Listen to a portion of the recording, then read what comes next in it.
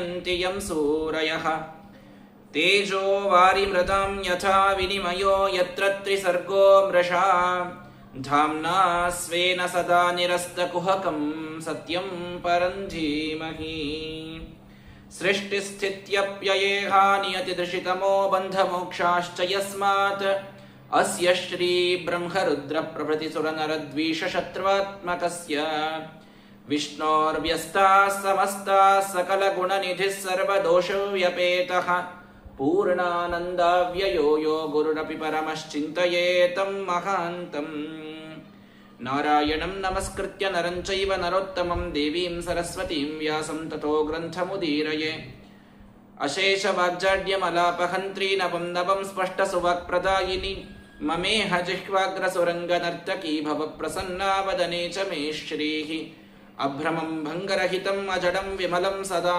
आनन्दतीर्थमतुलं भजे तापत्रयापहं वाणीते करवाण्यम्ब चरणो हृदि सर्वदा मद्वाक्यसरणिर्भूयात् श्रीमदाचार्यभावगा यं प्रव्रजन्तमनुपेतमपेतकृत्यं द्वैपायनो विरहकातर आजुहाव पुत्रेति तन्मयतया तरवोऽपि नेदुः तं सर्वभूतहृदयं मुनिमानतोऽस्मि नमोऽस्तु तात्विका देवा विष्णुभक्तिपरायणाः धर्ममार्गे प्रेरयन्तु भवन्तः सर्व एव हि टीकाकृत्पादवर्यान् शतमतिमतविस्तारकान् संयमीन्द्रान् वन्दे सद्भावबोधप्रवृत्तिपरिमळग्रन्थकारान् गुरुंश्च सद्धर्माख्यान्यतीन्द्रान् कविकुलतिलकान्यस्तगङ्गान्तरङ्गान् सत्यध्यानप्रमोदान् सकलगुरुकृपाकारसत्यात्मतीर्थान् विद्यापीठविधातारं विद्यावारिधिचन्दिरं विद्यार्थिवत्सलं वन्दे महामहिमसद्गुरुं बुधैरपि सुदुर्बोधे ग्रन्थेयन्मम साहसं तत्पारयन्तु निपुणाः गुरुपादरजक्कणाः समाश्रयेद्गुरुं भक्त्या महाविश्वासपूर्वकं निक्षिपेत् सर्वभारांश्च गुरो श्रीपादपङ्कजे श्रीगुरुभ्यो नमः हरिः ओं स्वस्त्यस्तु अशेषसतां सन्मङ्गलानि भवन्तु श्लोकैकश्रवणपठनमात्रेण वक्तुश्च श्रोतॄणां निखिलकलिकृतकल्मषापनोदनपटुतले धर्माद्यखिलपुरुषार्थसाधनीभूते श्रीमद्भागवते महापुराणे अद्य पञ्चमस्कन्धे पूर्वकथानुवादः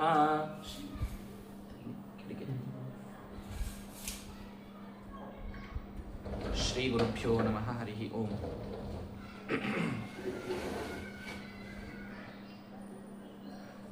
श्रीशुक उवाच भरतस्यात्मजः सुमतिर्नामाभिहितो यमुहवाव केचित् पाषण्डिनो विलोक्य ऋषभपदवीम् अनुवर्तमानम् अनार्या अवेदसमाम्नातां देवतां स्वमनीषया पापीयसीन् कलौ कल्पयिष्यन्ति. ಐದನೆಯ ಸ್ಕಂದ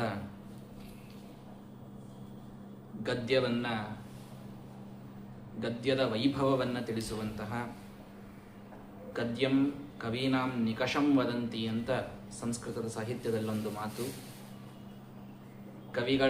ಕವಿಗಳ ಒಳಮನಸ್ಸನ್ನು ತೆರೆದಿಡಲಿಕ್ಕೆ ಸಾಧ್ಯ ಆಗೋದು ಗದ್ಯದಲ್ಲಿ ಅಂತ. ಪದ್ಯವನ್ನು ಹೇಳಬೇಕಾದಾಗ ನಿರ್ಬಂಧಗಳು ಬಹಳ ಇರ್ತವೆ. ಅದು ಛಂದಸ್ಸಿನೊಳಗಿರಬೇಕು, ಅದಕ್ಕೆ ಇಷ್ಟೇ ಮಾತ್ರಾಗಳು ಬರಬೇಕು, ಇಷ್ಟೇ ಅಕ್ಷರಗಳನ್ನೇ ಹೊಂದಿರಬೇಕು, ಇದೇ ಅಕ್ಷರಕ್ಕೆ ಲಘುನೇ ಇರಬೇಕು, ಗುರುನೇ ಇರಬೇಕು, ಬಹಳಷ್ಟು ನಿರ್ಬಂಧಗಳು. ಆದರೆ ಗದ್ಯವನ್ನು ಹೇಳಬೇಕಾದಾಗ ಮನಸ್ಸು ಬಿಚ್ಚಿ ಬೇಕಾದ ಹಾಗೆ ಹೇಳಲಿಕ್ಕೆ ಬರ್ತದೆ. ಅದರ ಹರಿವು ಬೇರೆ ಇರ್ತದೆ. ಅದಕ್ಕೆ ಬಾಣನ ಕಾದಂಬರಿಗೆ ಸಂಸ್ಕೃತ ಸಾಹಿತ್ಯದಲ್ಲಿ ಬಹಳ ದೊಡ್ಡದಾದಂತಹ ಸ್ಥಾನ.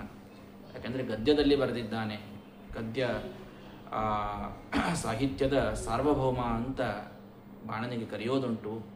ಆದರೆ ಆ ಬಾಣನ ಒಂದು ಕಾವ್ಯವನ್ನೂ ಕೂಡ ನಾಚಿಸುವಂತಹ ಶ್ರೇಷ್ಠವಾದ ಗದ್ಯಭಾಗ ಸಾಕ್ಷಾತ್ ಭಗವಂತರಾದ ವೇದವ್ಯಾಸ ದೇವರು ಶ್ರೀಮದ್ ಭಾಗವತದಲ್ಲಿ ಅದನ್ನು ರಚಿಸಿಕೊಟ್ಟಿದ್ದಾರೆ. ಅಂತಹ 5ನೆಯ ಸ್ಕಂದದೊಳಗೆ ಮನುವಿನ ಇನ್ನೊಬ್ಬ ಮಗನಾದ ಪ್ರಿಯವ್ರತನ ಕಥೆಯನ್ನು ನಾವು ನಿನ್ನೆಯ ದಿನ ಆಲಿಸಿದ್ದೇವೆ. ಪ್ರಿಯವ್ರತ ಇನ್ನೊಬ್ಬ ಸೂರ್ಯ ಇದ್ದಂತೆ ಅರ್ಬುದ ವರ್ಷಗಳ ಕಾಲ ತಾನು ಸಾಮ್ರಾಜ್ಯವನ್ನು ಆಳ್ತಾನೆ.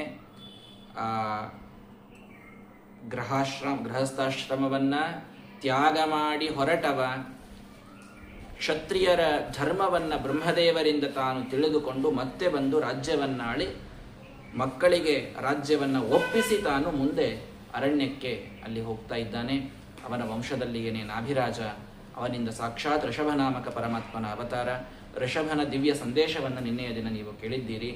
ಅವರ ಮಕ್ಕಳಾದಂತಹ ಭರತ ಚಕ್ರವರ್ತಿ ತಾನು ಕೊನೆಯ ಕಾಲಕ್ಕೆ, ಭಾರೀ ರಾಜ್ಯವನ್ನಾಳಿಯಾದ ಮೇಲೆ ಕೊನೆಯ ಕಾಲಕ್ಕೆ ಆ ಜಿಂಕೆಯೊಂದರ ಸಂಘದಿಂದ ಹೇಗೆ ತನ್ನ ವೈರಾಗ್ಯವನ್ನು ಕಳೆದುಕೊಂಡು ಯೋಗ ಮಾರ್ಗದಿಂದ ತಾನು ಸ್ವಲ್ಪ ಹೊರಗೆ ಬಂದಂತಹ ಒಂದು ಕಥೆ. ಅವನೇ ಮುಂದೆ ಮತ್ತೆ ಜಿಂಕೆಯಾಗಿ ಜಡಭರತನಾಗಿ ರಘುಗಣ ಮಹಾರಾಜನಿಗೇನೆ ಭಾರೀ ಉಪದೇಶವನ್ನು ತಾನು ಮಾಡಿದಂತಹ ಕಥೆಯನ್ನು ನಿನ್ನೆಯ ದಿನ ನಾವು ಕೇಳಿದ್ದೇವೆ. ಹಾಗಾಗಿ ಒಂದು ಸಣ್ಣ ವಿಷಯವೂ ನಮ್ಮನ್ನು ಮತ್ತೆ ಸಂಸಾರಕ್ಕೆ ತಂದು ಬಿಡುತ್ತದೆ. ದೇವರ ಕಡೆಗೆ ಒಯ್ಯಲಿಕ್ಕೆ ಬಹಳ ಕಡಿಮೆ ವಿಷಯಗಳವ, ಸಂಸಾರದ ಕಡೆ ತರಲಿಕ್ಕೆ ಬಹಳ. ಹೀಗಾಗಿ ಈ ಕಡೆ ಇದ್ದ ಡಿಸ್ಟ್ರಾಕ್ಷನ್ಸೇ 108 ಇದ್ದದ್ರಿಂದ ಇದೆಲ್ಲವನ್ನೂ ಗೆದ್ದುಕೊಂಡು ಹೋಗೋದೇನಿದೆ ಅದು ಹಿಂದಕ್ಕೆಲ್ಲ 6 ಶತ್ರುಗಳು ಅಂತಿದ್ರು, ಕಾಮ ಕ್ರೋಧ ಲೋಭ. ಈಗ ಒಂದೆರಡು ಸೇರ್ಕೊಂಡವು, ಮೊಬೈಲು ಟಿ ವಿ ಒಂದು 8-10 ಆಗ್ಯಾವ. ಈಗ ಇವೆಲ್ಲಾನು ಗೆದ್ದುಕೊಂಡು ನಾವು ವೈರಾಗ್ಯದ ಹಾದಿ ಒಳಗಿರೋದು ಅದು ಬಹಳ ಕಷ್ಟದ. ಮತ್ತು ವೈರಾಗ್ಯ ಅಂತಂದ್ರೆ ಹಿಂಕ ಸರಳೂ ಇತ್ತು. ಅರಣ್ಯಕ್ಕೆ ಹೋಗಿಬಿಡ್ತಿದ್ರು, ಅಲ್ಲಿ ಸಿಗುವಂಥ ಆಹಾರ ಅಷ್ಟರಲ್ಲೇ ಇರೋದು ಮಾಡೋದು. ಏನು ಶುಗರು ಬಿ ಪಿ ಇದನ್ನೇ ತಿನ್ನಬೇಕು ಇವೇನು ಇರಲಿಲ್ಲ ಪ್ರಾಯ ಹಿಂದಕ್ಕೆ. ಆದರೆ ಈಗ ಅದೆಲ್ಲ ಇಟ್ಕೊಂಡು ಅಷ್ಟೆಲ್ಲ ಪಥ್ಯ ಹೇಳ್ತಾರಂದ್ರೂ ಮಾಡ್ಲಿಕ್ಕಾಗ್ಲಾರ್ದಂಗೆ ನಮ್ಮ ಚಪಲತೆಯೊಳಗೆ ನಾವಿರ್ತೀವಿ. ಆದ್ರೆ ಇವತ್ತಿನ ವೈರಾಗ್ಯದ ಸಾಮಾನ್ಯವಾದಂತಹ ಡೆಫಿನಿಷನ್ನು ಅಂತಂದರೆ ಏನು ಬಹಳ ಬೇಡ, ಜವಾಬ್ದಾರಿಗಳನ್ನು ಮುಂದಿನವರ ಮೇಲೆ ನಾವಿಟ್ಟು ಎಷ್ಟು ದೇವರಲ್ಲಿ ಸಮಯ ಹಾಕ್ಲಿಕ್ಕಾಗ್ತದೋ ಅಷ್ಟು ಪರಿಪೂರ್ಣ ಪ್ರಯತ್ನದಿಂದ, ಪ್ರಾಮಾಣಿಕ ಪ್ರಯತ್ನದಿಂದ, ಅದು ಪಾರಾಯಣದೊಳಗಿರಬಹುದು, ಪ್ರವಚನಗಳನ್ನು ಕೇಳುವುದರೊಳಗಿರಬಹುದು, ಪೂಜಾ ಮಾಡೋದ್ರೊಳಗಿರ್ಬೋದು, ಜಪ ಮಾಡೋದ್ರೊಳಗಿರ್ಬೋದು, ನಾಮಸ್ಮರಣ ರಾಮ ರಾಮ ರಾಮ ರಾಮ ಅಂತ ಕೂತು ನಾಮಸ್ಮರಣ ಮಾಡೋದು, ಧ್ಯಾನ ಮಾಡೋದು, ಇದರೊಳಗೆ ನಾವು ಸಮಯವನ್ನು ಹಾಕಿ ಲೌಕಿಕ ವಿಚಾರಗಳೇನವ ಇವತ್ತು ಜಗತ್ತಿನೊಳಗೆ ಏನು ನಡೆದದ, ಯಾರ ಮೇಲೆ ಬಾಂಬ್ ಹಾಕಿದ್ರು, ಯಾವ CM ಆದ, ಸ್ವಲ್ಪ ಅದರೊಳಗಿನ ತಲೆಯನ್ನು ಕಡಿಮೆ ಮಾಡಿ. ಇಷ್ಟಾದರೂ ವೈರಾಗ್ಯ ಇವತ್ತು ಮಿನಿಮಮ್ ಆಗಿ ಎಲ್ಲರಿಗೂ ಬೇಕಾಗಿದೆ. ಹರಟೆ, ಉಳಿದಂತಹ ವಿಷಯಗಳು, ಇದರೊಳಗಿನ ನಾವು ಹಾಕುವ ಸಮಯ 24 ತಾಸರೊಳಗೆ ಹೆಚ್ಚಲ್ಲಿ ಹಾಕ್ತಿರ್ತೀವಿ. ಇದೊಂದು ಸ್ವಲ್ಪ ಕಡಿಮೆ ಮಾಡಿ, ಸ್ವಲ್ಪ ಮಿತಭಾಷಿಗಳಾಗಿ. ಕಾಮ ಕ್ರೋಧ, ಬಹಳ ಸಿಟ್ಟಿನ ಮಾತುಗಳು, ಎಲ್ಲ ಕಾಲಕ್ಕೂ ಕೂಡ ವ್ಯಂಗ್ಯವಾದಂತಹ ಮಾತುಗಳು, ಇಂಥವನ್ನೆಲ್ಲ ಅಟ್ಲೀಸ್ಟ್ ಕಡಿಮೆ ಮಾಡಿಕೊಂಡು. ಭಾಗವತ ನಮಗೆ ಇಷ್ಟನ್ನೇ ಹೇಳಲಿಕ್ಕೆ, ಇಷ್ಟಾದರೂ ನಾವೀಗ ಮಾಡ್ಲಿಕ್ಕೆ ಸಾಧ್ಯ ಅದು, ಪ್ರಾಕ್ಟಿಕಲಿ ಇಷ್ಟು ಪಾಸಿಬಲ್ ಅದು. ಸಿಟ್ಟನ್ನು ಕಡಿಮೆ ಮಾಡಿಕೊಳ್ಳೋದು, ಸಿಟ್ಟಿನ ಪ್ರಸಂಗಗಳು ಬಂದಾಗ ಸಿಟ್ಟನ್ನು ಸಹನ ಮಾಡೋದು. ಪ್ರಾಮಾಣಿಕವಾಗಿ ನಿಮ್ಮದೇ ಸರಿ ಇರಬಹುದು, ಆಗಲೂ ಕೂಡ ಅದನ್ನು ಸಹನ ಮಾಡೋದು. ಮಾತಿನಲ್ಲಿ ಅನುದ್ವೇಗಕರಂ ವಾಕ್ಯಂ, ನಿನ್ನೆ ಹೇಳಿದಂತೆ ಇನ್ನೊಬ್ಬರಿಗೆ ಉದ್ವೇಗ ಆಗದಂತೆ ಹಿತವಾದ ಪ್ರೀತಿಯ ಮಾತುಗಳನ್ನು ಆಡುವುದು. ಇಷ್ಟೇ ವೈರಾಗ್ಯವೂ ಇವತ್ತು ಸಾಕಷ್ಟಾಗ್ತದೆ. ಇದು ಬಹಳ ಮಿನಿಮಮ್ ಮತ್ತು ನಾ ಹೇಳಿಗತ್ತದ್ದು. ಇಷ್ಟು ಮಾಡಿದ್ರೆ ಮತ್ತು ನಮಗೆ ನಾಳೆ ಮೋಕ್ಷ ಸಿಗ್ತದೇನ್ರಿ ಅಂತ ಕೇಳಬೇಡ್ರಿ, ಅದನ್ನ ಬಹಳ ದೂರದ್ದು. ಆದರೆ ಇಷ್ಟನ್ನಾದರೂ ಪಾಲಿಸ್ಲಿಕ್ಕೆ ಈಗ ಸಾಧ್ಯತಾ ಅದ ಅನ್ನೋದನ್ನು ಹೇಳಲಿಗತ್ತೆ. ಸರಳವಾದಂತಹ, ಮಿತವಾದಂತಹ, ಹಿತಕರವಾದಂತಹ ಮಾತುಗಳು, ಭಗವಂತನಲ್ಲಿ ಆದಷ್ಟು ಸಮಯವನ್ನು ಹಾಕುವಂಥದ್ದು, ಶಾಸ್ತ್ರದಲ್ಲಿ ಧರ್ಮದಲ್ಲಿ ಹಾಕುವಂಥದ್ದು. ಮುಖ್ಯವಾಗಿ ಆಹಾರದಲ್ಲಿ ಒಂದು ನಿಯಂತ್ರಣವನ್ನು, ಕಂಟ್ರೋಲನ್ನು ತಂದುಕೊಳ್ಳೋದು ವೈರಾಗ್ಯದ ಬಹಳ ದೊಡ್ಡದಾದಂತಹ ಸಾಧನ ಅದು. ಆಹಾರದಲ್ಲಿ ಕಂಟ್ರೋಲ್ ಬಂತು ಅಂತ ಎಲ್ಲ ಅಧಿಕ ಮಾಸದೊಳಗೆ ಉಪವಾಸ, ಅದನ್ನು ಬಿಡೋದು, ಇದನ್ನು ಮಾಡೋದು, ಇವೆಲ್ಲ ಇರೋದು ಯಾಕೆ? ಇವೆಲ್ಲ ಮಾಡೋದ್ರಿಂದ ಏನಾಗ್ತದೆ ರೀ? ಮನಸ್ಸು ನಿಯಂತ್ರಣ ಆಗ್ತದೆ. ಮನಸ್ಸು ನೀವು ಹೇಳಿದ್ದನ್ನು ಕೇಳಲಿಕ್ಕೆ ಪ್ರಾರಂಭ ಆಗೋದು ಅಲ್ಲಿಂದಲೇ. ಆಹಾರ ಶುದ್ಧವು ಸತ್ವಶುದ್ಧಿ, ಸತ್ವಶುದ್ಧವು ಧ್ರುವ ಸ್ಮೃತಿ ಅಂತ ಉಪನಿಷತ್ತಿನ ಮಾತಿದೆ. ಆಹಾರವನ್ನು ನೀವು ಎಷ್ಟು ಕಂಟ್ರೋಲ್ ಮಾಡ್ತೀರಿ, ಅದರೊಳಗೆ ಎಷ್ಟು ಶುದ್ಧಿ ತರ್ಕೊಳ್ತೀರಲ್ಲ, ಅಷ್ಟು ಮನಸ್ಸು ಶುದ್ಧ ಆಗ್ತದೆ, ಮನಸ್ಸನ್ನು ನಿಯಂತ್ರಣದಲ್ಲಿ ಇಟ್ಕೊಳ್ಳಿಕ್ಕೆ ಸಾಧ್ಯ ಆಗ್ತದೆ. ಆಹಾರದಲ್ಲಿ ಕಂಟ್ರೋಲ್ ಇರಲಾರ್ದಾಗ್ಲೇನೆ ಮನಸ್ಸಿನ ಕಂಟ್ರೋಲ್ ತಪ್ಪೋದು ಯಾವಾಗಲೂ ಕೂಡ. ಇಷ್ಟೇ ಆಹಾರ, ಇದೇ ಆಹಾರ, ಹೀಗೆ ಉಣ್ಣೋದು, ಈ ಒಂದು ಪದ್ಧತಿಯೊಳಗೇನೆ ಉಣ್ಣೋದು, ಮನೆಯೊಳಗೇನೆ ಊಟ ಮಾಡೋದು, ಒಂದೊಂದು ನಿಯಂತ್ರಣವನ್ನು ಹಾಕ್ಕೊಂಡಂತೆ ಇಂದ್ರಿಯಗಳು ಮನಸ್ಸನ್ನು ನಿಯಂತ್ರಣ ಮಾಡಲಿಕ್ಕೆ ಸಾಧ್ಯ ಇದೆ. ವಿಷಯ ವಿನಿವರ್ತಂತೆ ನಿರಾಹಾರಸ್ಯ ದೇಹಿನಃ ರಸವರ್ಜಂ ರಸೋಪ್ಯಸ್ಯ ಪರಂದೃಷ್ಟ ನಿವರ್ತತೆ ಅಂತ ಕೃಷ್ಣ ಪರಮಾತ್ಮ ಗೀತೆಯಲ್ಲಿ ಹೇಳ್ತಾ ಇದ್ದಾನೆ. ರಸವನ್ನ ಗೆದ್ರೆ ಜಿತಂ ಸರ್ವಂ ಜಿತೆ ರಸೆ, ನಾಲಿಗೆ ಒಂದನ್ನು ಗೆದ್ರಿ ಅಂದ್ರೆ ಎಲ್ಲ ಇಂದ್ರಿಯಗಳನ್ನು ಗೆದ್ದಂಗೆ, ಮನಸ್ಸನ್ನು ಗೆದ್ದಂಗೆ. ಅಷ್ಟು ಮಹತ್ವದ್ದಿದೆ ನಾಲಿಗೆಯ ವಿಷಯ. ಹಾಗಾಗಿ ಇಂತಹ ಸಣ್ಣ ಸಣ್ಣ ವೈರಾಗ್ಯದ ಸ್ಟೆಪ್ಸ್ ಏನಿವೆ ಅಲ್ಲ, ಭಾಗವತ ಇಷ್ಟೆಲ್ಲ ಹೇಳಲಿಕ್ಕೆ ನಿತ್ಯ ನೀವು ಬರೇ ಒಟ್ಟ ಕಾಡಿಗೆ ಕಳಿಸ್ಲಿಕ್ಕೆ ನಿಂತಿರ ನಮ್ಮನ್ನ, ನಾವು ಮುಂದೆ ಒಂದು ಅಧಿಕ ಮಾಸ ಆದ್ಮೇಲೆ ನಾವು ಇನ್ನೇನು ಇರೋಣೋ ಬೇಡೋ ಮನ್ಯಾಗ ಅನ್ನೋ ಲೆಕ್ಕಕ್ಕೆ ಬರ್ಲಿಕತ್ತೀವಿ ನಾವು ಅಂತಂದ್ರೆ ಬೇರೆ ಏನು ವೈರಾಗ್ಯ ಬೇಡ.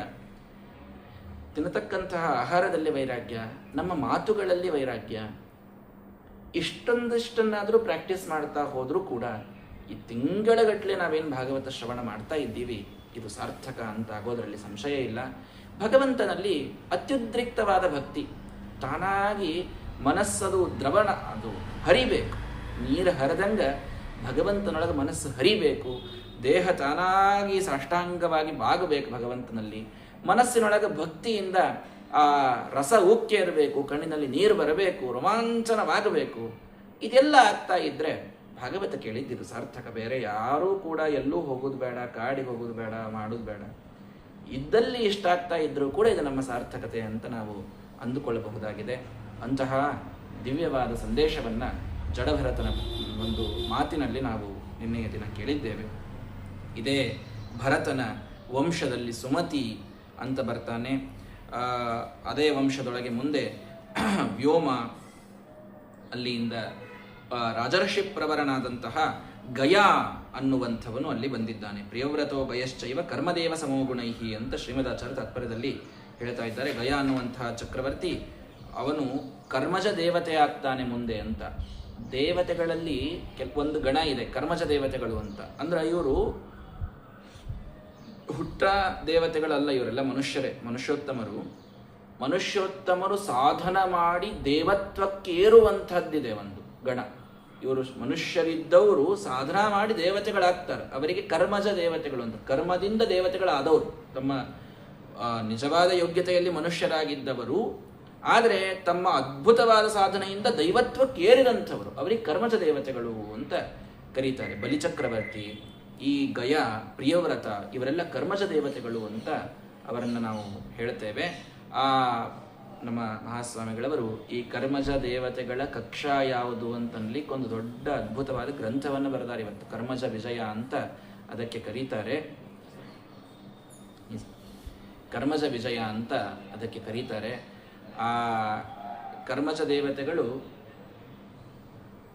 ಸಂಪೂರ್ಣವಾಗಿ ತಾವು ಈ ದೇವತಾ ಕಕ್ಷಾದೊಳಗೆ ಅವ್ರದ್ದೊಂದು ಸ್ಥಾನ, ಅದೊಂದು ಸ್ವಲ್ಪ ಬೇರೆ ಬೇರೆ ಗ್ರಂಥಗಳನ್ನು ಕಂಪೇರ್ ಮಾಡಿದರೆ ಅದು ಒಂದು 18, ಒಂದು 20, 21 ಹೀಗೆಲ್ಲ ಇದೆ. ಅದು ಸರಿಯಾಗಿ ಕಕ್ಷಾಕ್ಕೆ ಕೂಡಿಸೋ ಹಂಗೆ ಎಲ್ಲ ಗ್ರಂಥಗಳ ನಿರ್ಣಯವನ್ನು ಮಾಡಿ ಮಹಾಸ್ವಾಮಿಗಳವರೇ ಒಂದು ಅದ್ಭುತವಾದ ಗ್ರಂಥದ ರಚನೆಯನ್ನು ಅವರು ಮಾಡಿದ್ದಾರೆ.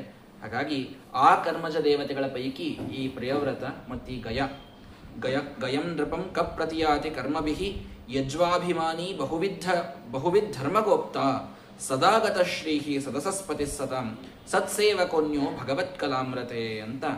ಸಾಕ್ಷಾತ್ ಭಗವಂತನ ಕಲಾ ಇದ್ದವರು, ಅಂದ್ರೆ ಆ ಭಗವಂತನ ಆವೇಶ ಇದ್ದವರು, ಎಷ್ಟು ಅವರು ಬಹುವಿಧ, ಬಹಳಷ್ಟು ಜ್ಞಾನ, ಧರ್ಮವನ್ನು ರಕ್ಷಣಾ ಮಾಡುವಂಥವರು, ಅವರು ಸಾಕಷ್ಟು ಶ್ರೀಮಂತಿಕೆ ಇದ್ದಂಥವರು, ಸಜ್ಜನರ ಸೇವಕರಾಗಬೇಕು, ಅಷ್ಟು ಈ ಗಯ ಅನ್ನುವಂಥ ರಾಜ ಆಗಿದ್ದಾನೆ ಅಂತ ಅವನ ಆ ಒಂದು ಯಸ್ಯಾಧ್ವರೇ ಭಗವಾನ್ ಅಧ್ವರಾತ್ಮ ಅವನೊಂದು ಯಜ್ಞವನ್ನು ಮಾಡಿದರೆ ಸಾಕ್ಷಾತ್ ಭಗವಂತನೇ ಅದಕ್ಕೆ ಬರಬೇಕು, ಅಂಥ ಯಜ್ಞ ಇತ್ಯಾದಿಗಳನ್ನು ಮಾಡುವಂಥವ. ಅವನಿಂದ ಮುಂದೆ ಚಿತ್ರರಥ ಇತ್ಯಾದಿ ಅನೇಕ ಮಕ್ಕಳು ಅಲ್ಲಿ ಹುಟ್ಟುತ್ತಾ ಇದ್ದಾರೆ ಅಂತ. ಹೀಗೆ ಈ ಮನುವಿನ ವಂಶ ವಿಸ್ತಾರವನ್ನು ನಮಗೆ ತಿಳಿಸ್ತಾ ಇದ್ದಾರೆ. ಆ ಮನು ತಾನು ತನ್ನ ಮಕ್ಕಳು, ಮೊಮ್ಮಕ್ಕಳು, ಅವರು ತಮ್ಮ ಮಕ್ಕಳಿಗೆಲ್ಲ ಈ ಇಡಿಯಾದ ಭೂಮಿಯನ್ನ ಭಾಗ ಮಾಡಿ ಕೊಟ್ಟಿದ್ದಾರೆ. ಹಾಗಾದರೆ ಈ ಭೂಮಿಯಲ್ಲಿ ಏನು ಭಾಗಗಳೆಷ್ಟು, ಸರೋವರಗಳೆಷ್ಟು, ಸಾಗರಗಳೆಷ್ಟು, ದ್ವೀಪಗಳೆಷ್ಟು, ಹೇಗಿವೆಲ್ಲ ವಿಭಾಗವಾಗಿವೆ, ಇಡಿಯಾದ ಈ ಭೂಮಂಡಲದ ಚಿತ್ರಣವನ್ನು ನಮಗೆ ತಿಳಿಸ್ರಿ ಅಂತ ರಾಜ ಪರೀಕ್ಷಿತ ತಾನು ಕೇಳ್ತಾನೆ. ಈ ಭೂಗೋಳ ಖಗೋಲದ ಒಂದು ವರ್ಣನೆಯೇ ಪಂಚಮಸ್ಕಂದದ ಒಂದು ಹೃದಯ ಭಾಗ. ಇದು ಸ್ವಲ್ಪ ದ್ವಾದಶಿ ಬೇರೆ ಇದೆ, ಹೀಗಾಗಿ ನಿನ್ನೆ ನಿದ್ದೆನೂ ಕಡಿಮೆ ಆಗಿರ್ತದೆ ಅನ್ನೋದಕ್ಕೆ ಪ್ರಾಯ ಇಲ್ಲೇ ನಿದ್ದೆ ಎಲ್ಲ ಮುಗಿಯುತ್ತದೆ ಅನ್ನುವಷ್ಟರ ಮಟ್ಟಿಗೆ ಇದೊಂದು ಸ್ವಲ್ಪ ಮನಸ್ಸಿಗೆ, ಅಂದ್ರೆ ತಲೆಗೊಂದು ಸ್ವಲ್ಪ ಕಠಿಣ ಅನಿಸುವಂಥ ಭಾಗ ಇದು. ಆದರೆ ಅದನ್ನು ಕೇಳುವುದರ ಮುಖ್ಯ ಉದ್ದೇಶ ಇದು ಭಗವಂತನ ಸ್ಥೂಲ ರೂಪ. ಭಗವತೋ ಗುಣಮಯೇ ಏವ ಸ್ಥೂಲರೂಪೇ ಆವೇಶಿತಂ ಮನಃ ಅಗುಣೇಪಿ ಸೂಕ್ಷ್ಮ ಆತ್ಮಜ್ಯೋತಿಷ ಪರೇ ಬ್ರಹ್ಮಣಿ ಭಗವತಿ ವಾಸುದೇವಾಖ್ಯೆ ಕ್ಷಮಂ ಆವೇಶಿತುಂ ತದುಹ ವೈ ತದ್ಗುರೋ ಅರ್ಹಸಿ ಅನುವರ್ಣಯಿತುಮಿತಿ. ರಾಜ ಪ್ರಾರ್ಥನೆಯನ್ನೇ ಹೇಗೆ ಮಾಡಿದ್ದಾನೆ ಅಂತಂತಂದ್ರೆ, ಪರೀಕ್ಷತ ಕೇಳ್ತಾನೆ, ಭಗವಂತನ ಈ ಸ್ಥೂಲ ರೂಪ, ಇಡಿಯಾದ ಈ ಬ್ರಹ್ಮಾಂಡ ಇದೆಲ್ಲ ಏನಿದೆ ಅಲ್ಲ, ಇದು ದೇವರ ಒಂದು ಸ್ಥೂಲ ರೂಪ.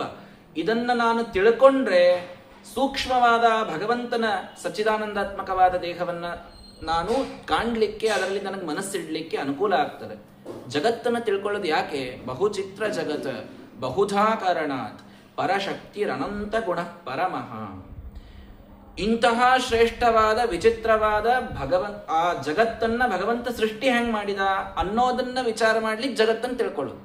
ಜಗತ್ತಿನೊಳಗೆ ಎಷ್ಟು ದ್ವೀಪವ, ನಾಳೆ ಎಷ್ಟು ಇವೆಲ್ಲ ಹೇಳ್ತೀನಿ. ಈಗ ಸಮುದ್ರ ಎಷ್ಟವ ಅಂತ ಹೇಳ್ತೀನಿ, ನದಿ ಎಲ್ಲೆಲ್ಲಿಂದ ಬಂತು ಅಂತ ಹೇಳ್ತೀನಿ.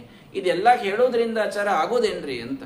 ಆಗುವುದೇನು ಅಂತಂತಂದ್ರೆ, ಭಗವಂತನ ವಿಚಿತ್ರವಾದಂತಹ ಸ್ವರೂಪವನ್ನ ನಾವು ಅವನ ಸೃಷ್ಟಿಯನ್ನ ತಿಳ್ಕೊಂಡಾಗ ಅದು ತಿಳ್ಕೊಳ್ಳಿಕ್ಕಾಗ್ತದೆ ಅನ್ನೋದಕ್ಕೆ ಇಷ್ಟು ವಿಸ್ತಾರವಾಗಿ ಸೃಷ್ಟಿಯನ್ನು ನಮಗೆ ತಿಳಿಸಿಕೊಡ್ತಾ ಇದ್ದಾರೆ.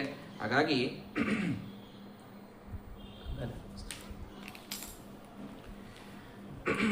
ಸ್ಥಾನ ವಿಶೇಷಾಣಾಂ ನಾಮರೂಪತಃ ಕಾಷ್ಠ ಮನಸ ಅಧಿಗಂತುಂ ಅಲಂ ವಿಬುಧಾಯುಷೇಣಾಪಿ. ಅದಕ್ಕೆ ಮೊದಲಿಗೇನೆ ಒಂದು ಮಾತು ಹೇಳ್ತಾರೆ ಶುಕಾಚಾರ್ಯರು. ಏನಂದ್ರೆ, ನೋಡಪ್ಪ, ದೇವತೆಗಳ ಆಯುಷ್ಯವನ್ನ ತಿಳ್ಕೊಂಡು ಬಂದ್ರು ಭೂಗೋಳ ಖಗೋಳ ಪೂರ್ಣ ತಿಳ್ಕೊಳ್ಳಿಕ್ ಆಗಂಗಿಲ್ಲ. ಇಷ್ಟು ಮೊದಲೇ ಹೇಳ್ಬಿಟ್ಟಾರ. ದೇವತೆಗಳ ಆಯುಷ್ಯವನ್ನು ತಗೊಂಡು ಬಂದ್ರು ಕೂಡ ಪೂರ್ಣ ಭಗವಂತ ಮಾಡಿದ ಇಡೀ ಸೃಷ್ಟಿಯನ್ನು ನಾನು ತಲೆಯೊಳಗಿಟ್ಟುಕೊಳ್ತೀನಿ ಅಂತ ಅನ್ನೋದು ಸಾಧ್ಯ ಇಲ್ಲ. ಅಷ್ಟು ಅನಂತ ಇದೆ ಇದು, ಈ ಯೂನಿವರ್ಸ್ ಅಷ್ಟು ಇನ್ಫಿನಿಟ್. ಆದರೂ ಕೂಡ ನಾವು ನಮ್ಮ ಮತಿಗೆ ತಕ್ಕಷ್ಟು ಭೂಗೋಳವನ್ನು ತಿಳ್ಕೊಳ್ಬೇಕು, ಖಗೋಳವನ್ನು ತಿಳ್ಕೊಳ್ಬೇಕು ಅನ್ನೋದಕ್ಕೆ ನಿನಗೆ ವರ್ಣನೆಯನ್ನು ಮಾಡ್ತೀನಿ. ಇದರಿಂದ ನೀನು ನಿನಗೆ ಸಾಧ್ಯವಾದಷ್ಟು ಭಗವಂತನ ಧ್ಯಾನವನ್ನು ಮಾಡುವಂತ ಶುಕಾಚಾರ್ಯರೇ ಪರೀಕ್ಷಿತನಿಗೆ ಹೇಳಿದ್ದಾರೆ. ಇನ್ನು ನಾವಂತೂ ಅದು ಬಹಳ ಒಂದು 0.0001% ತಿಳಿದ್ರೂ ಬಹಳ ದೊಡ್ಡದು. ತಿಳ್ಕೊಳ್ಳಿಕ್ಕೆ ಅವಶ್ಯವಾಗಿ ಸಾವಕಾಶವಾಗಿ ಪ್ರಯತ್ನವನ್ನು ಮಾಡಿ. ನಾವೇನೀಗ ಇವತ್ತಿಲ್ಲಿದ್ದೀವಿ, ಈ ಭರತಖಂಡ, ಇದು ಜಂಬೂದ್ವೀಪ ಅನ್ನುವಂಥ ದ್ವೀಪದೊಳಗೆ ಬರ್ತದೆ. ಭೂಮಿಯ ಒಂದು ಭಾಗ ಜಂಬೂದ್ವೀಪ. ಆ ಜಂಬೂದ್ವೀಪ ನೋಡ್ರಿ, ಇಡೀ ಭೂಮಿಯೇ ಒಂದು ಕಮಲ ಅಂತ ಆಯ್ತಂತಂದ್ರೆ ಅದಕ್ಕೆ 7 ದಳಗಳು ಅಂತ ಏನ್ ಮಾಡ್ತೀವಿ, ಹಂಗ ಈ ಸಪ್ತದ್ವೀಪಗಳು ಅಂತ ನೋದಿದೆ. ಅದರಲ್ಲಿ ಅತ್ಯಂತ ಶ್ರೇಷ್ಠವಾದಂತಹ ಮಧ್ಯದ ದ್ವೀಪ ಇದು ಜಂಬೂದ್ವೀಪ. ನಿಯುತ ಯೋಜನ ವಿಶಾಲ, 1,00,000 ಯೋಜನದಲ್ಲಿ ಇದ್ದದ್ದು ಈ ಜಂಬೂದ್ವೀಪ. 1,00,000 ಯೋಜನ ಈ ಜಂಬೂದ್ವೀಪ ಇದೆ. ಸಮವರ್ತುಲ, ಇದು ರೌಂಡ್ ಅದಂತ, ಕರೆಕ್ಟ್ ರೌಂಡ್ ಇರತಕ್ಕಂಥ ಒಂದು ದ್ವೀಪ ಈ ಜಂಬೂದ್ವೀಪ. ಇದರಲ್ಲಿ 9 ವರ್ಷಗಳು, 9 ವರ್ಷಗಳು, ವರ್ಷಗಳು ಅಂದ್ರೆ ದೇಶಗಳು ಅಂತ ಅರ್ಥ, 9 ದೇಶಗಳು ಇದರಲ್ಲಿ ಮುಖ್ಯವಾಗಿ ವಿಭಾಗ ಹೊಂದಿದ್ದು, ಅದರ ಮಧ್ಯದೊಳಗಿರತಕ್ಕಂಥದ್ದೇ ಇಲಾವ್ರತ ಅನ್ನುವಂಥ ವರ್ಷ ಅಥವಾ ಖಂಡ ಅಂತಿರಿ, ಕಾಂಟಿನೆಂಟ್ ಅಂತಿರಲ್ಲ ಹಂಗೆ. ಇಲಾವ್ರತ ಅನ್ನುವಂಥ ಖಂಡ ಮಧ್ಯದೊಳಗಿದೆ. ಅಲ್ಲಿ ಆ ಇಲಾವ್ರತ ಖಂಡದ ಮಧ್ಯದೊಳಗೆ, ಇಡೀ ಭೂಮಂಡಲದ ಮಧ್ಯದಲ್ಲಿರೋದು ಯಾವುದು ಅಂದ್ರೆ ಇಲಾವ್ರತ. ಇಲಾವ್ರತದ ಮಧ್ಯದೊಳಗಿರುವುದು ಮೇರು ಪರ್ವತ. ಸ್ಟಾರ್ಟ್ ಆಗೋದು ಅಲ್ಲಿಂದ, ಭೂಲೋಕದ ಮಧ್ಯ ಇರೋದು ಇಲಾವ್ರತ, ಅದರಲ್ಲಿ ಈ ಮೇರು ಪರ್ವತ. ಇದು ಕುಲಗಿರಿಹಿ ರಾಜಃ, ಇದು ಎಲ್ಲಾ ಗಿರಿಗಳ ರಾಜ ಮೇರು ಪರ್ವತ ಅನ್ನುವಂಥ. ಆ ಮೇರು ಪರ್ವತ ಸೌವರ್ಣಮಯ, ಪೂರ್ಣ ಬಂಗಾರದ ಪರ್ವತ ಅಂತದ್ದು. ಪರ್ವತನೇ ಬಂಗಾರದಂತ. ಅದೇ ಏನ್ರಿ ಮತ್ತ ಅಂತ ಅನ್ಬೇಡ್ರಿ, ಪಾಂಡವರು ಅಲ್ಲಿ ಹೋಗಿ ಬಂದಾರ ಮೇರು ಪರ್ವತಕ್ಕೆ, ಓದದ್ದದ ಇತಿಹಾಸದೊಳಗೆ ಅದ. ಹಿಂಗಾಗಿ ಅದು 32 ಯೋಜನ, 32,000 ಯೋಜನ ವಿಸ್ತಾರ ಅದ. 16,000 ಯೋಜನ ಅದು ಕೆಳಗೆ ಅದರ ಹೈಟು, ಇದನ್ನ ನಾವು ಹೇಳ್ತಾ ಇದ್ದೀವಿ. ಅದು ಉಲ್ಟಾ ಇದ್ದಂತಹ ಪರ್ವತ, ಅಂದ್ರ ಅದರ ಶಿಖರ ಕೆಳಗದ, ಮ್ಯಾಲ ಹೋದಂಗ ವಿಸ್ತಾರ ಅದ ಮೇರು ಪರ್ವತ. ಆ ರೀತಿಯಲ್ಲಿ ಇರತಕ್ಕಂಥದ್ದು ಅಂತರ್ಭೂಮಿಯಲ್ಲಿ ಪ್ರವಿಷ್ಟವಾದಂತಹ ಪರ್ವತ ಅಂತ ಹೇಳ್ತಾ ಇದ್ದಾರೆ. ಈ ಇಲಾವ್ರತದ ಉತ್ತರ ದಿಕ್ಕಿನಲ್ಲಿ, ಇದೆಲ್ಲ ಸ್ವಲ್ಪ ನೀವು ಕಲ್ಪನೆ ಮಾಡ್ಕೊಳ್ತಾ ಹೋಗ್ರಿ, ಬಹಳ ವಿಸ್ತಾರವಾದ ಭೂಗೋಳ, ಭೂಮಿಯ ಒಂದು ಚಿತ್ರಣ ನಮಗ ಬರಲಿಕ್ಕೆ ಸಾಧ್ಯ ಆದ. ಉತ್ತರಕ್ಕೆ ಹೋದಂತೆ ನೀಲ, ಶ್ವೇತ, ಶೃಂಗವಾನ್ ಅನ್ನುವಂತಹ ಪರ್ವತಗಳು ಅಲ್ಲಿ ಬರ್ತಾವೆ. ಇಲಾವ್ರತದಿಂದ ಉತ್ತರಕ್ಕೆ ಹೋದಂತೆ ಅಲ್ಲಿ ರಮ್ಯಕ, ಹಿರಣ್ಮಯ, ಕುರು ಅನ್ನುವಂತಹ ಖಂಡಗಳು, ಅಲ್ಲಿ ಆ ಉತ್ತರ ದಿಕ್ಕಿಗೆ ಇರತಕ್ಕಂತಹ ಖಂಡಗಳು. ಅಲ್ಲಿ ಮರ್ಯಾದಾಗಿರಯ, ಪ್ರತಿಯೊಂದು ಒಂದೊಂದು ಖಂಡಕ್ಕೊಂದೊಂದು ಮರ್ಯಾದಾಗಿರಿ ಅಂದ್ರೆ ಅದರ ಸೀಮಾ, ಆ ಗಿರಿಯಿಂದ ಅದು ಸ್ಟಾರ್ಟ್ ಅಂತ. ಇವು ಸರಹದ್ದು ಅಂತ ಹಾಕಿರ್ತಾರೆ ನೋಡಿ, ಜಿಲ್ಲಾ ಮುಗೀತು ಅಂದ್ರೆ ಇಲ್ಲಿಂದ ಇನ್ನೊಂದು ಜಿಲ್ಲಾ ಚಾಲು ಅಂತ. ಹಂಗಲ್ಲಿ ಏನೇನವ ಅಂದ್ರೆ ಪರ್ವತಗಳು ಸಮುದ್ರಗಳು, ಇದೇ ಸೀಮಾ. ಇಲ್ಲಿಂದ ಮುಂದಿನ ಖಂಡಗಳು ಪ್ರಾರಂಭ ಹಾಕೋತ ಹೋಗ್ತವೆ. ಹೀಗಾಗಿ ರಮ್ಯಕ, ಹಿರಣ್ಮಯ ಮತ್ತು ಕುರು ಅನ್ನುವಂತಹ ಖಂಡಗಳಿಗೆ ನೀಲ, ಶ್ವೇತ, ಶೃಂಗವಾನ್ ಅನ್ನುವಂತಹ 3 ಪರ್ವತಗಳು ಅವು ಮರ್ಯಾದಾಗಿರಿಗಳಿವೆ. ಅಲ್ಲಿ ಕ್ಷಾರೋಧ ಅವಧಯೋ 2000 ಪ್ರಥಮ, ಅಲ್ಲಿ ಅನೇಕ ಸಮುದ್ರಗಳು, ಕ್ಷಾರ ಉಪ್ಪಿನ ಸಮುದ್ರಗಳು ಕೂಡ ಅಲ್ಲಿ ಕಾಣ್ತಾ ಇವೆ.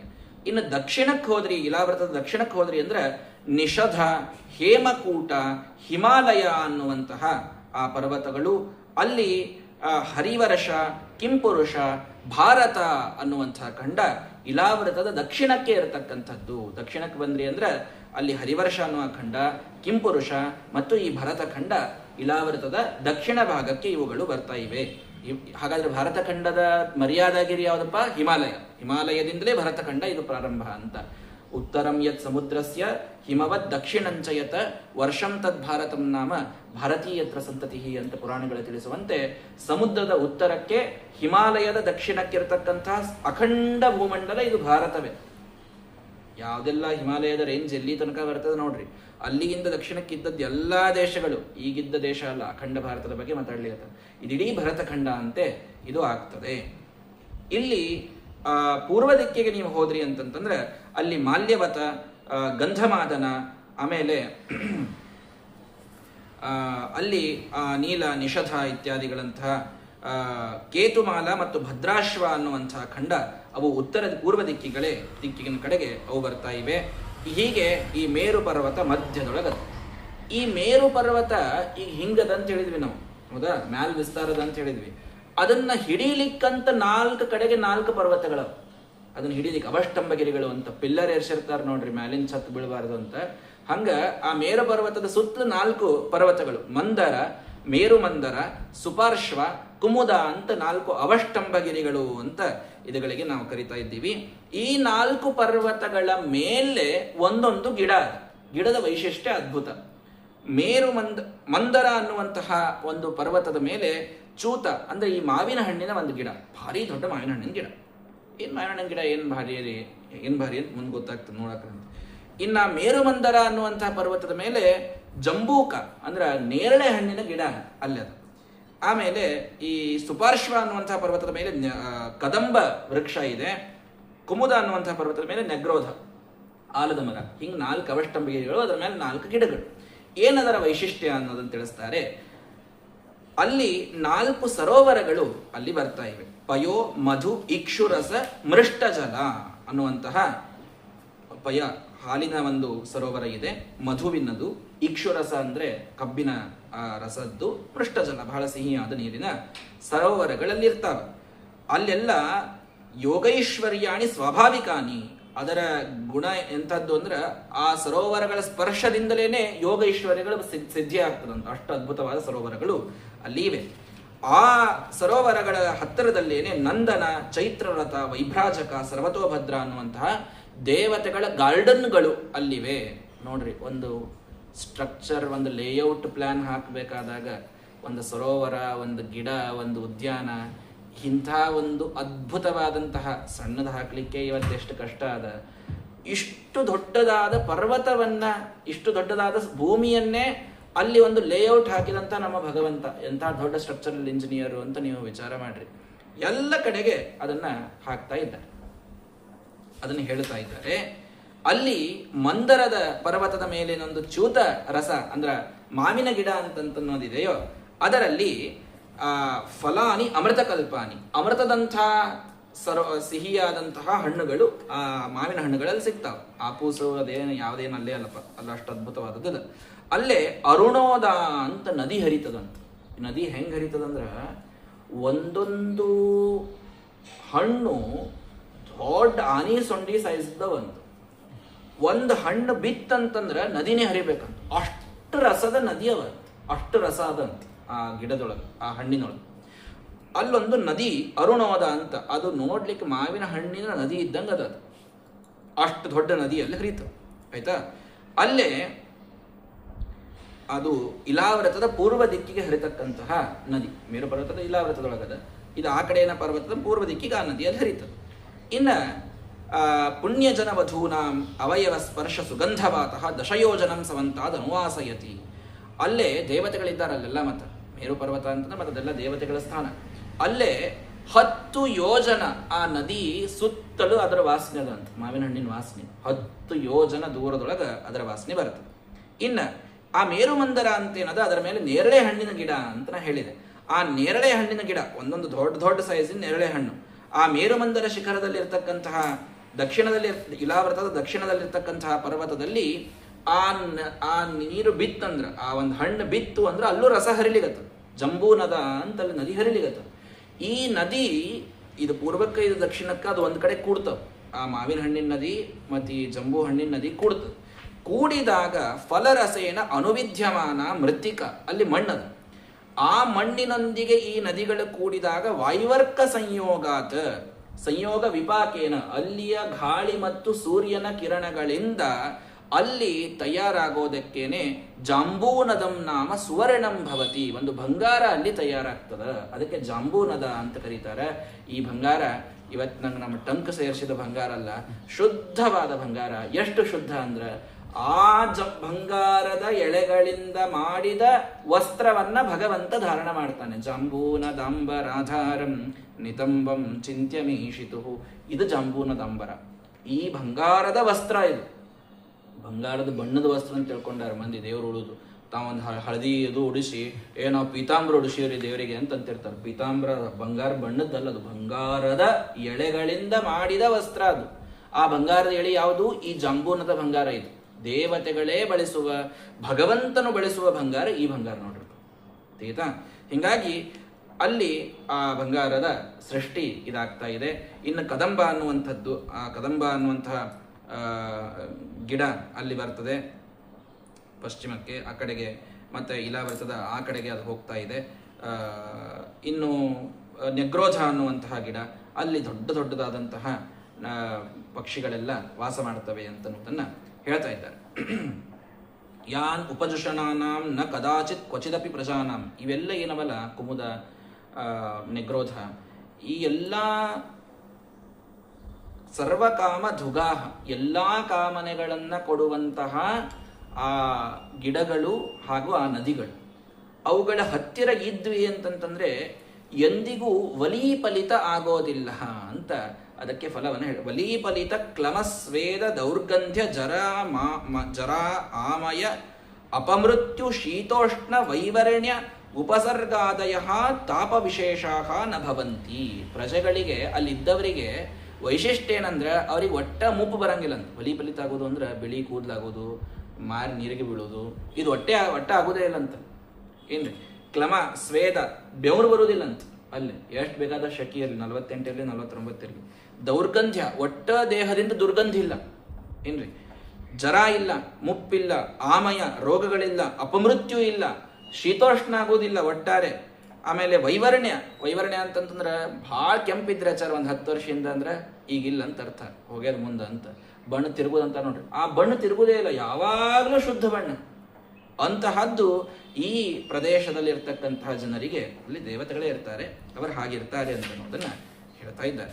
ಇನ್ನ ಮೇರು ಪರ್ವತದ ಏನು ಮೂರ್ಧನಿ, ಅದರ ಶಿಖರ ಅಲ್ಲದಲ್ಲ, ಮೇಲಿನ ಭಾಗ ಏನದಲ್ಲ, ಆ ಮೇರು ಮೂರ್ಧನಿ ಪುರೀಂ ಅಯತ ಯೋಜನ ಸಾಹಸ್ರೀಂ ಸಮಚತುರಸ್ರಾಂ, ಕರೆಕ್ಟ್ ಚೌಕ ಅಲ್ಲಿ 10,000 ಯೋಜನದ ಒಂದು 10,000 ಯೋಜನ ಅಂತ ನೀವು ಲೆಕ್ಕ ಹಾಕೊಳ್ರಿ, ಬಹಳ ದೊಡ್ಡದದು. ಅಷ್ಟು, ಯಾಕಂದ್ರೆ ಇರುವುದೇ 32,000 ಯೋಜನದ ಆ ಟೋಟಲ್ ಏರಿಯಾ. ಅದರೊಳಗೆ 10,000 ಯೋಜನದ ಒಂದು ಪಟ್ಟಣ ಅದ, ಆ ಶತಕುಂಭ ಅನ್ನುವಂತಹ ಪಟ್ಟಣ. ಇಡೀ ಪಟ್ಟಣ ಬಂಗಾರದ್ದು. ಅದೇ ಬ್ರಹ್ಮದೇವರ ಮನೆ. ಭೂಮಿಯೊಳಗೆ ಬ್ರಹ್ಮದೇವರಿರೋದು ಈ ಮೇರು ಪರ್ವತದ ಮೇಲ್ಭಾಗದೊಳಗೆ ಒಂದು ಅವ್ರದ್ದು ನಗರ ಅದ, ಅವ್ರದ್ದು ಪ್ಲಾಟ್ ಅವ ಅಲ್ಲೆಲ್ಲ, ಬೇರೆ ಅವ್ರದ್ದು ಅಲ್ಲೆಲ್ಲ ಯಾರಿಗೂ ಅಲ್ಲೇ ಆಪ್ಷನ್ ಇಲ್ಲ. ಅದು ಕೇವಲ ಬ್ರಹ್ಮದೇವರ ನಗರ. ಅದಕ್ಕೆ ಶತಕುಂಭ ಅಂತ ಕರೀತಾರೆ, ಶತಕೋಟಿ ಅಂತ ಕರೀತಾರೆ. ಅಂಥದ್ದು ಬ್ರಹ್ಮದೇವರು ಆ ಮೇರು ಪರ್ವತದ ಮೇಲೆ ಎಲ್ಲ ಕಾಲಕ್ಕೂ ಕೂಡ ಇರ್ತಾರೆ ಅಂತ ಹೇಳ್ತಾರೆ. ಇನ್ನು ಇಲ್ಲಿ ಬೇರೆ ಬೇರೆ ಗ್ರಂಥಗಳಿಗೆ ಕಂಪೇರ್ ಮಾಡಿದರೆ ಸ್ವಲ್ಪ ಯೋಜನದೊಳಗೆ ವ್ಯತ್ಯಾಸ ಬರ್ತದೆ. ಅದಕ್ಕೆ ಶ್ರೀಮದ್ ಆಚಾರ್ಯ ತಾತ್ಪರ್ಯದೊಳಗೆ ಬರೀತಾರೆ, ಯಥಾ ಭಾಗವತೆ ತೂಕ್ತಂ ಭೌವನಂ ಕೋಶಲಕ್ಷಣಂ ತಸ್ಯ ಅವಿರೋಧತೋ ಯೋಜ್ಯಂ ಗ್ರಂಥಾಂತರ ಸ್ಥಿತಂ ಅಂತ ಶ್ರೀಮದ್ ಆಚಾರ್ಯ ಸ್ಪಷ್ಟ ಹೇಳ್ತಾರೆ. ಭಾಗವತದೊಳಗೆ ಏನು ಭೂಗೋಳ ಖಗೋಳ ಬಂದದ ಇದೇ ಮುಖ್ಯ ನಿರ್ಣಯ. ಉಳಿದ ಪುರಾಣಗಳಲ್ಲಿಯೂ ಸಾಕಷ್ಟು ಕಡೆ ಭೂಗೋಳ ಖಗೋಳ ಬಂದದ್ದನ್ನು ಇದರಂಗ್ ಜೋಡಿಸ್ಕೊಳ್ರಿ ಅಂತ, ಅಲ್ಲಿ ಅರ್ಥ ಬೇರೆ ಮಾಡ್ರಿ. ಭಾಗವತದ ಏನು ಅರ್ಥದ ಇದೇ ಪರ್ಫೆಕ್ಟ್ ಅದ ಅಂತ ಶ್ರೀಮದಾಚಾರ್ಯ ಬ್ರಹ್ಮಾಂಡ ಪುರಾಣದ ಮಾತನ್ನು ಕೋಟ್ ಮಾಡಿ ಅವರು ಹೇಳ್ತಾ ಇದ್ದಾರೆ. ಅಂತಹ ಈ ಮೇರು ಪರ್ವತದ ಮೇಲೆ ಸಾಕ್ಷಾತ್ ಗಂಗಾದೇವಿ ತಾನು ಇಳಿದು ಬರ್ತಾ ಇದ್ದಾಳೆ. ಗಂಗೆ ತಾನು ಸ್ವರ್ಗದಿಂದ ಭೂಮಿಗೆ ಬರುವಾಗ ಮೊಟ್ಟ ಮೊದಲು ಬಂದದ್ದು ಈ ಮೇರು ಪರ್ವತದ ಮೇಲೆ.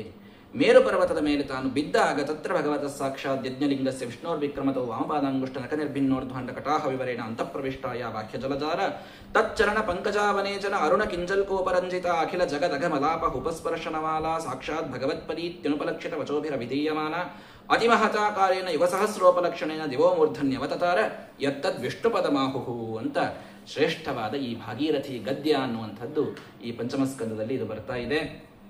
ಭಾಗೀರಥಿ ದೇವಿ ತಾನು ಭಗೀರಥ ಸ್ವರ್ಗದಿಂದ ಅವಳನ್ನ ಇಳಿಸಬೇಕಾದಾಗ ಆ ಭಾಗೀರಥಿ ಬಂದು ಈ ಮೇರು ಪರ್ವತದ ಮೇಲೆ ಮೊಟ್ಟ ಮೊದಲಿಗೆ ತಾನು ಬೀಳ್ತಾ ಇದ್ದಾಳೆ. ಆ ಮೇರು ಪರ್ವತದ ಮೇಲೆ ತಾನು ಬಿದ್ರೆ ಅಲ್ಲಿ ವಾಮಪಾದಾಂಗುಷ್ಟ ನಕ ನಿರ್ಭಿನ್ನೋರ್ಧ್ವಾಂಡ ಕಟಾಹ ವಿವರೇಣ ಭಗವಂತ ತನ್ನ ತ್ರಿವಿಕ್ರಮ ರೂಪದಿಂದ ಎಡಗಾಲನ್ನ ಮೇಲೆ ಎತ್ತಬೇಕಾದಾಗ ಬ್ರಹ್ಮಾಂಡದ ಕರ್ಪರಕ್ಕೆ ಆ ಕಾಲು ತಾಕಿ ಅಲ್ಲಿಯಿಂದ ಹೊರಗಿದ್ದಂತಹ ಎಲ್ಲಾ ಜಲತತ್ವ ಒಳಗೆ ಬಂದು ಬ್ರಹ್ಮದೇವರು ತನ್ನ ಕಮಂಡದಿನೊಳಗೆ ಅದನ್ನು ಸಂಗ್ರಹ ಮಾಡಿಕೊಂಡು ಮುಂದೆ ವಾಮನಾವತಾರದ ವರ್ಣನೆಯಲ್ಲಿ ಬಂದಾಗ ಅಷ್ಟಮಸ್ಕಂದದಲ್ಲಿ ಇದನ್ನು ವಿಸ್ತಾರವಾಗಿ ಹೇಳ್ತೇನೆ. ಅವರು ಆ ಭಗವಂತನ ಪಾದವನ್ನ ಆ ನೀರಿನಿಂದ ತೊಳೆದಾಗ ಅಲ್ಲಿಯಿಂದ ಹುಟ್ಟಿ ಬಂದಂತಹ ನದಿ ಇದು ಗಂಗಾ ಅಂತ ಹೇಳ್ತೀವಿ. ತಚ್ಚರಣ ಪಂಕಜಾವನೇಚನ ಅರುಣ ಕಿಂಜಲ್ಕ ಉಪರಂಜಿತ. ಆ ಭಗವಂತನ ಚರಣದಲ್ಲಿದ್ದಂತಹ ಅದ್ಭುತವಾದ ಆ ಧೂಳು, ಆ ಧೂಳೇ ಇದರಲ್ಲಿ ಎಲ್ಲ ರೀತಿಯ ಗುಣಗಳನ್ನ ತಂದು ಹಾಕಿದ್ದು. ಭಗವಂತನ ಪಾದಕ್ಕತ್ತಿದ ಧೂಳು. ಏನ್ರಿ ಅದೇನು ಧೂಳು ಅಂತ ಅಂತೀವಿ ನಾವು. ಧೂಳೇ ಎಷ್ಟು ವಿಶಿಷ್ಟ ಎಂದು ಹೇಳಿ ನಾನು. ಕಮಲಾ ಕಬರೀಭಾರ ಸುರಭೀಕರಣೋದ್ಯತಾಹ ಅಂತ ಭಗವಂತನ ಪಾದದ ಧೂಳು ಎಷ್ಟು ವಿಚಿತ್ರ ಅಂದ್ರೆ, ಲಕ್ಷ್ಮೀದೇವಿ ನಾವು ಹುಯಿ ಅಂತ ಫೋಟೋಕ್ಕೆ ಹಾರ ಹಾಕ್ತಿರ್ತೀವಿ, ಅರ್ಶನ ಕುಂಕುಮ ಬಡಿತಿರ್ತೀವಿ, ಗೆಜ್ವಸ್ ತರಿಸ್ತಿರ್ತೀವಿ. ಆಕೆ ಒಟ್ಟ ಹಾರನೇ ಹಾಕೊಂಡಿಲ್ಲ ಅಂತ, ಮಾಲಿನೇ ಹಾಕೊಳ್ಳಂಗಿಲ್ಲ ಅಂತ. ಲಕ್ಷ್ಮೀದೇವಿ ತನ್ನ ಕೂದಲಿಗೆ ಎಂದೆಂದೂ ಮಾಲೆ ಹಾಕೊಂಡಿಲ್ಲ ಅಂತ. ಯಾಕೆ ತಾನು ಮಾಲೆ ಹಾಕೊಳ್ಳಂಗಿಲ್ಲ ಅಂದ್ರ ಭಗವಂತನ ಪಾದದ ಧೂಳಿ ಧರಿಸಿದ್ರಿಂದ ಎಂಥ ಹೂವು ಕೊಡ್ಲಾರ್ದಂಥ ಸುಗಂಧ ಭಗವಂತನ ಪಾದ ಧೂಳಿ ಕೊಟ್ಟದಂತದಕ್ಕೆ. ಪಾಂತುನ ಪದ್ಮನಾಭಸ್ಯ ಪಾದ ಪಂಕಜ ರೇಣವಃ ಕಮಲಾ ಕಬರೀಭಾರ ಸುರಭೀಕರಣೋದ್ಯತಃ ಅಂತ ಟೀಕಾಕೃತ್ಪಾದರು ಮಂಗಳಾಚರಣವನ್ನು ಮಾಡಿದ್ದಾರೆ ಒಂದು ಅಧ್ಯಾಯದ ಸಭೆಯಲ್ಲಿ. ಹೀಗಾಗಿ ಕಮಲಾ ಕಬರಿ, ಕಮಲಾದೇವಿಯ ಆ ಹೆರಳಿಗೆ ಸುರಭಿಯನ್ನ ತಂದು ಕೊಟ್ಟಂಥದ್ದು ಭಗವಂತನ ಪಾದಕಮಲ ಕತ್ತಿದ ಧೂಳು. ಅಂಥ ಧೂಳನ್ನ ತಾನು ಹರಿದು ಅದನ್ನ ತಂದಂತಹ ಮಹಾನುಭಾವಳು ಈ ಗಂಗಾದೇವಿ. ಆದ್ದರಿಂದ ಅವಳಲ್ಲಿ ಅಖಿಲ ಜಗದಘ ಮಲಾಪಹ, ಇಡಿಯಾದ ಜಗತ್ತಿನ ಅಘ ಪಾಪಗಳನ್ನ ತೊಳೆದು ಹಾಕುವಂತಹ ಸಾಮರ್ಥ್ಯ ಭಗವಂತನ ಪಾದಧೂಳಿ ತನ್ನಲ್ಲಿ ತಂದದ್ದಕ್ಕೆ ಈ ಗಂಗಾದೇವಿಗೆ ಇದು ಬರ್ತಾ ಇದೆ. ಅವಳಿಗೆ ಸಾಕ್ಷಾತ್ ಭಗವತ್ಪದಿ ಅಂತ ಕರೀತಾ ಇದ್ದಾರೆ. ನೋಡ್ರಿ, ಇನ್ನ ಭಾಗೀರಥಿ ಗಂಗಾ ಇವ್ಯಾವು ಬಂದಿಲ್ಲ. ಮೊಟ್ಟ ಮೊದಲ ಅವಳು ಹರಿದು ಬಂದದ್ದು ಅವಳ ಹೆಸರೇನ್ಪ? ವಿಷ್ಣುಪದಿ, ಭಗವತ್ಪದಿ ಅಂತೆ ಅವಳ ಮೊದಲ ಹೆಸರು. ಮೊದಲಾಗಿದ್ದ ಹೆಸರದು. ಮುಂದೆ ಭಗೀರಥನಿಂದ ಬಂದಿದ್ಲು ಅಂತ ಭಾಗೀರಥಿ ಆಯಿತು. ಜನ್ಮ ಋಷಿಗಳು ಕುಡಿದ್ರು ಅಂತ ಜಾಹ್ನವಿ ಆದ್ಲು. ಹಿಂಗೆ ಬೇರೆ ಬೇರೆ ಹೆಸರುಗಳು ಬಂದು ಅಷ್ಟೇ. ಮುಖ್ಯವಾದ ಹೆಸರು ವಿಷ್ಣುಪದಿ ಅಂತನ್ನುವಂಥದ್ದು. ಇಲ್ಲಿ ಒಂದು ಶ್ರೀಮದಾಚಾರ್ಯ ತಾತ್ಪರ್ಯದಲ್ಲಿ ವಿಶೇಷ ತಿಳಿಸ್ತಾರೆ.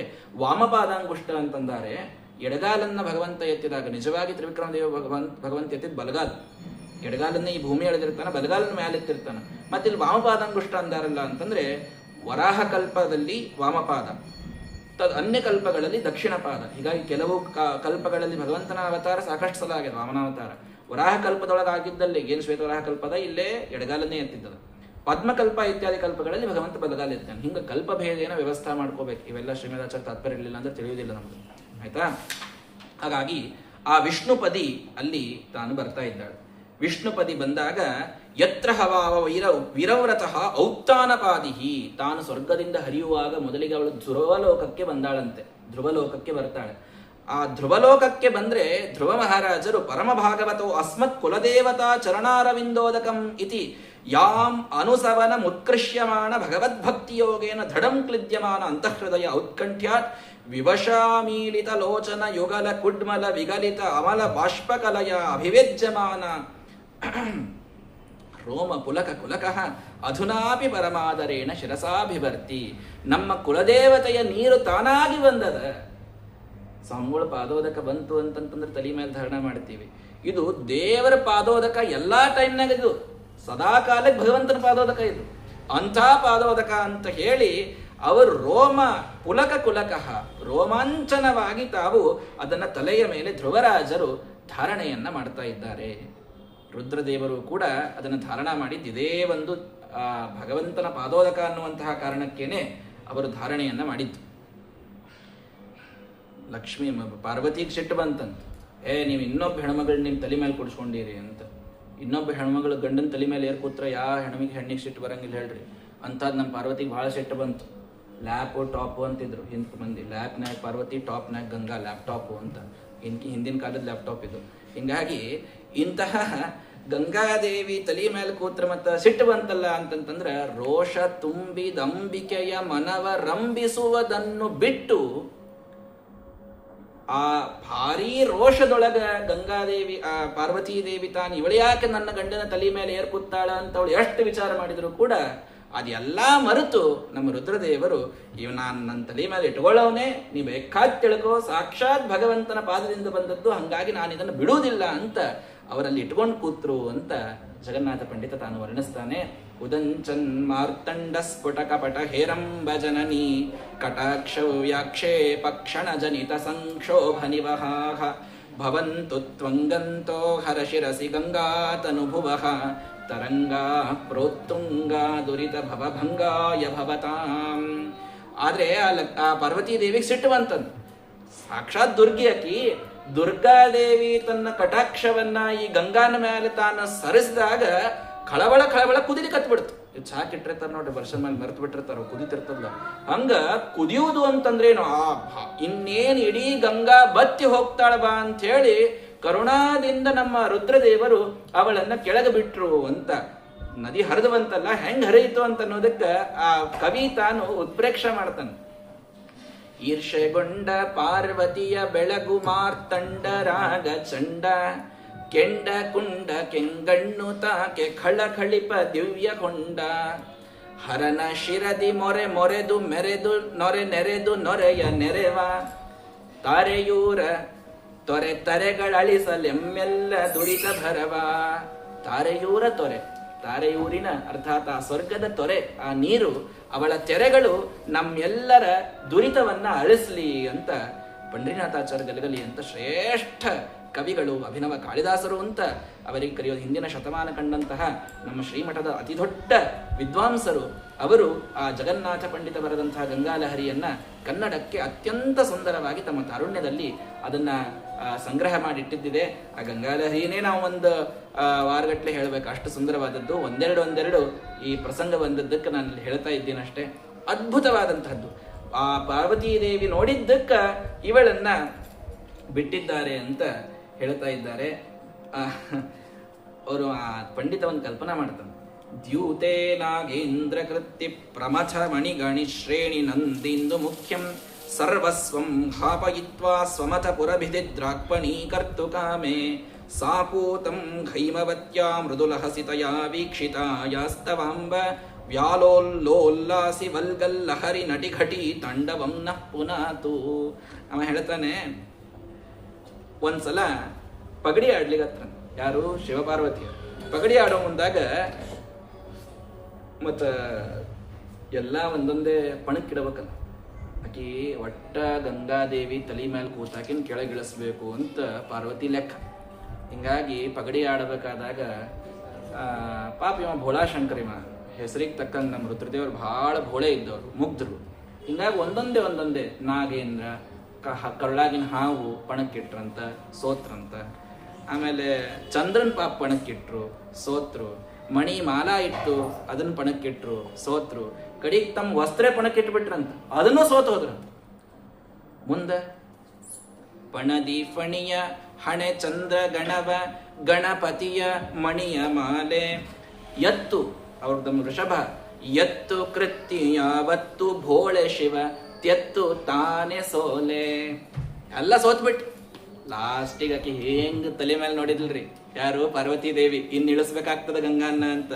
ಶೈಲ ಬಾಲೆ ನಗೆ ಕೇಲಿ ಲೀಲೆ ಭವಮೌಲಿ ಮೇಲೆ ನೋಡೆ ಬೆಚ್ಚಿ ಬೆದರಿ ಹುಚ್ಚೆದ್ದು ಹರಿವ ನದಿ ಕುಣಿತ ಕುದಿತ ಪಾಡೆ. ಎಲ್ಲಿ ಇವಳನ್ನ ಇಳಿಸ್ತಾಳ ಅಂತ ತಿಳ್ಕೊಂಡು ತಾನೇ ಬೆಚ್ಚಿ ಅವಳು ಜೋರಾಗಿ ಹರಿದು ಆ ಭಗೀರಥನ ಜೊತೆ ಓಡಿ ಹೋಗ್ಬಿಟ್ಲು ಅಂತ. ಆ ಭಾಗೀರಥಿ ತಾನು ಭಗೀರಥನ ಹಿಂದೆ ಬಂದದ್ದನ್ನ ಕವಿ ಈ ರೀತಿಯಲ್ಲಿ ಉತ್ಪ್ರೇಕ್ಷೆ ಮಾಡಿ ಹೇಳುವಂಥದ್ದಿದೆ. ಹಾಗೆ ಆ ಗಂಗಾದೇವಿಯನ್ನ ವರ್ಣಿಸುವಂತಹ ಏನು ಯಾರೋ ಅಲ್ಲ, ವಾಗೀಶೋ. ಸಾಕ್ಷಾತ್ ಗಂಗಾದೇವಿಯನ್ನು ವರ್ಣಿಸ್ಲಿಕ್ಕೆ, ಆ ಭಗವಂತನ ಆ ಒಂದು ಸ್ವರೂಪವನ್ನು, ಚಿದ್ರೂಪ ಸ್ವರೂಪವನ್ನು ವರ್ಣಿಸ್ಲಿಕ್ಕೆ ಬ್ರಹ್ಮದೇವರಿಗಾಗಲಿಕ್ಕಿಲ್ಲ ಅಂತ ಹೇಳ್ತಾರೆ. ವಾಗೀಶೋಪಿ ಕ್ಷಮೋ ನೈವ ಹೇಗೀರ್ವಾಣ ತರಂಗಿಣಿ. ಗಂಗಾ ಭಾಗೀರಥಿ ಗುಣಾನ್ ವಕ್ತುಂ ಭೋಗೀಶೋ ಬಹುಲಾನನಃ ವಾಗೀಶೋಪಿ ಕ್ಷಮೋ ನೈವ. ಸಾಕ್ಷಾತ್ 1000 ಹೆಡೆಯ ಶೇಷದೇವರಿಗೂ ಸಾಧ್ಯ ಇಲ್ಲ, ಬ್ರಹ್ಮದೇವರಿಗೂ ಕೂಡ ಆ ಭಗವಂತನ ಪಾದ ಸರೋವರದಿಂದ ಬಂದ ಗಂಗೆಯನ್ನು ವರ್ಣಿಸ್ಲಿಕ್ಕಾಗುವುದಿಲ್ಲ ಅಂತ ಹೇಳ್ತಾ ಇದ್ದಾರೆ. ಗಂಗಾದೇವಿ ಬಂದಾಗಿಂದ ಸಮಸ್ಯೆ ಆಯ್ತಂತ. ಏನು ಸಮಸ್ಯೆ? ಎಲ್ಲ ಕಡೆಗೆ ಚಂದ ನಡೆದಿತ್ತು, ಎಲ್ಲರಿಗೂ ಕೆಲಸ ಇತ್ತು, ಸ್ವರ್ಗದಾಗ ನರಕದಾಗ. ಅಲ್ಲೂ ಒಂದಿಷ್ಟು ಮಂದಿ ಕ್ಲೈಂಟ್ಸು, ಇಲ್ಲೂ ಒಂದಿಷ್ಟು ಕ್ಲೈಂಟ್ಸು. ಒಂದೇ ಅಂಗಡಿ ಕಸ್ಟಮರ್ ಬಂದರೆ ಗತಿ ಏನ್ರಿ, ಎಲ್ಲ ಕಡೆ ಬರ್ಬೇಕಲ್ಲ. ಹಿಂಗಾಗಿ ಒಂದಿಷ್ಟು ಮಂದಿ ಸ್ವರ್ಗಕ್ಕೂ ಹೊಂಟಿದ್ರು, ಒಂದಿಷ್ಟು ಮಂದಿ ನರಕಕ್ಕೂ ಹೊಂಟಿದ್ರು. ಎಲ್ಲ ಭಾಳ ಚಂದ ನಡೆದಿತ್ತು. ಆದ್ರೆ ಏನಾಗ್ಬಿಡ್ತು, ಗಂಗಾದೇವಿ ಯಾವಾಗ ಬಂದ್ಬಿಟ್ಲಲ್ಲ, ವಿಲೀನೋ ವೈವೈವಸ್ವತನಗರ ಕೋಲಾಹಲ ಭರಹ. ಈ ಯಮದೇವರ ಕಡೆಗೆ ಕ್ಲೈಂಟ್ಸು ಇವ್ರು ಪಾಪ ಕಡಿಮೆ ಆಗ್ಬಿಟ್ರು ನೋಡಿ. ಗಂಗಾದೇವಿಯನ್ನು ವರ್ಣಿಸುವಂಥ ರೀತಿ ಇದು. ಸಾಕ್ಷಾತ್ ಗಂಗೆ ತಾನು ಯಾವಾಗ ಈ ಭೂಮಿಯ ಮೇಲೆ ಹರಿದ್ಲೋ ಆ ಸಂದರ್ಭದೊಳಗ ಈ ಸ್ವರ್ಗದಲ್ಲಿ ಎಷ್ಟು ಜನ ಸೇರಿಬಿಟ್ರು ಅಂತಂದ್ರೆ ಅಲ್ಲೇ ದೊಡ್ಡ ಗದ್ದಲ. ಈ ಕಡೆಗೆ ಯಮನ ಕಡೆಗೆ ಕ್ಲೈಂಟ್ಸೇ ಇಲ್ಲ. 1000 ಸಂತೆಯಲ್ಲಿ ಸೊಲ್ಲು ಗುಲ್ಲಿಲ್ಲ ಎಲ್ಲ ಶಾಂತ. ಯಮನ ಭಟರು ಹೆಣಗಳನ್ನು ಅಲಿಸಲೋಡಿದರು ದಿಗ್ದಿಗಂತ. ಯಮನ ಭಟರು ನಮ್ಮ ಕಡೆ ಒಂದಿಷ್ಟು ಪಾಪಿಷ್ಟ್ರು ಬರ್ತಾರ, ನಮಗೂ ಕಸ್ಟಮರ್ಸ್ ಬೇಕಲ್ಲ ಪಾಪ, ಮತ್ತು ನಡ್ಕೊಂಡು ಹೋಗ್ಬೇಕು ಅಂತ ಓಡಿದರು ದಿಗ್ದಿಗಂತ. ಎಲ್ಲಾ ಕಡೆ ಓಡಿದ್ರಂತ, ಯಾರಿಲ್ಲೇ ಇಲ್ಲ. ಈ ಕಡೆ ದೇವಪುರಿಯ ಕಿರಿದಾರಿ ಬಿರಿಯುತ್ತಿದೆ, ಬಹು ವಿಮಾನವೆರಗೆ. ಎಲ್ಲಾ ವಿಮಾನದಾಗ ಕೂಡ್ಸ್ಕೊಂಡು ಬರ್ಲಿಕ್ಕತ್ತಾರ, ಎಲ್ಲಾ ಸ್ವರ್ಗಕ್ಕೆ ಹೊಂಟಾರ. ಎಲ್ಲಾರು ಸ್ವರ್ಗದ ಆ ಹೈವೇದೊಳಗೆ ಟ್ರಾಫಿಕ್ ಜಾಮ್ ಆಗ್ಬಿಟ್ಟದ. ದೇವಪುರಿಯ ಕಿರಿದಾರಿ ಬಿರಿಯುತ್ತಿದೆ, ಬಹು ವಿಮಾನವೆರಗೆ. ಮಾತೆ ನಿನ್ನ ಕತೆ ಮಹಿಮೆ ಮಾತು ಮೇದಿನಿಯಲ್ಲಿರುವವರೆಗೆ. ಯಾವಾಗ ಗಂಗಾದೇವಿ ಭೂಮಿಗೆ ಬಂದ್ಲೋ ಆವಾಗ ಪಾಪಿಷ್ಟ್ರ ಸಂಖ್ಯೆ ಕಡಿಮೆ ಆಗಿ ಹೋಯ್ತು. ಯಾಕಂದ್ರೆ ಎಲ್ಲರೂ ಕೂಡ ಆ ಗಂಗಾನೊಳಗೆ ಸ್ನಾನ ಮಾಡೋದು, ಅವರು ಎಲ್ಲಿ ಹೋಗೋದು, ಸ್ವರ್ಗಕ್ಕೆ ಹೋಗೋದು. ಈ ರೀತಿಯೊಳಗೆ ಅವರು ಮಾಡ್ತಾ ಇದ್ದಾರೆ ಅಂತ. ಸಾಮಾನ್ಯ ಜನರಲ್ಲ, ಜನ ಹೋಗುವುದಂತೂ ಪಾಪ ಕಳ್ಕೊಂಡು ಹೊಂಟಿದ್ರು ಮನುಷ್ಯರು ಎಷ್ಟಾದ್ರು.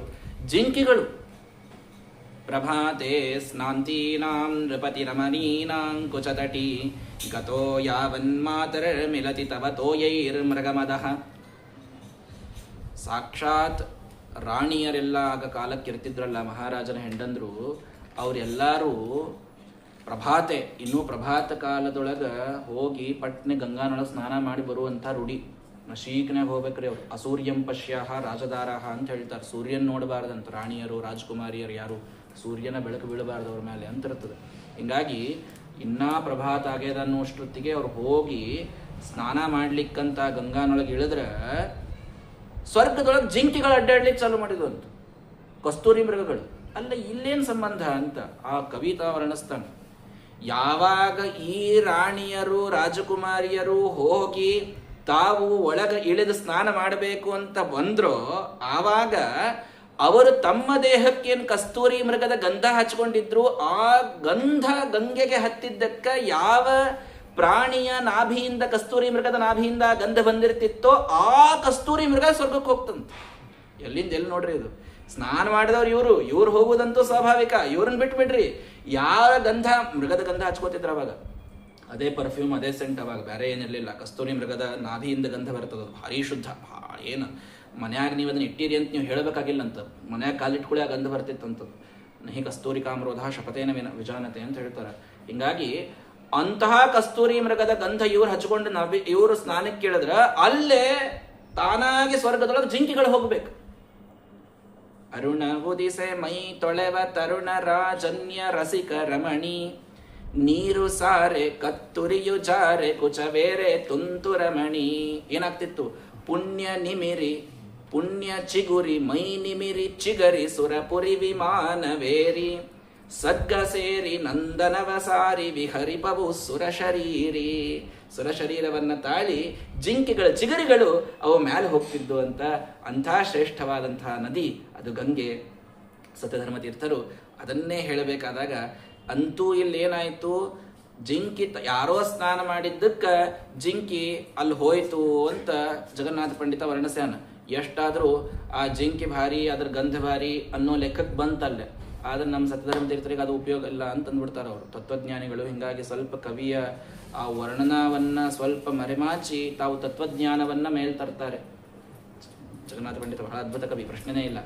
ಆದ್ರೆ ಇನ್ನೊಂದು ರೀತಿಯ ಕಲ್ಪನೆಯಲ್ಲಿ ಸತ್ಯಧರ್ಮ ತೀರ್ಥ ಹೇಳ್ತಾರೆ, ತವಾ ಮೋದಂ ಮೋದಂ ಮರುದು ಭಗವಾಘ್ರಾಯ ವಿಮದಃ ಪ್ರಸೂನಾಂತರನಾಂತರ ಮಮ ಮೃಗ ಮದಸ್ಯೇತಿ ಸಮೃಗ ಪರಾಭೂತೋ ಭೂತೋಪಮಚರ ಪರಾಭೂತೋ ಭೂಪೋ ಭೂತೋ ಪಮ ಉರುಚರನ್ನಧ್ವನಿ ಮರುದ್ವರೇ ದೃಷ್ಟೇ ದೃಷ್ಟೇ ಕಿಮಿತಿ ಹಠತೋ ಭೂದಿತಿ ಶಠಃ.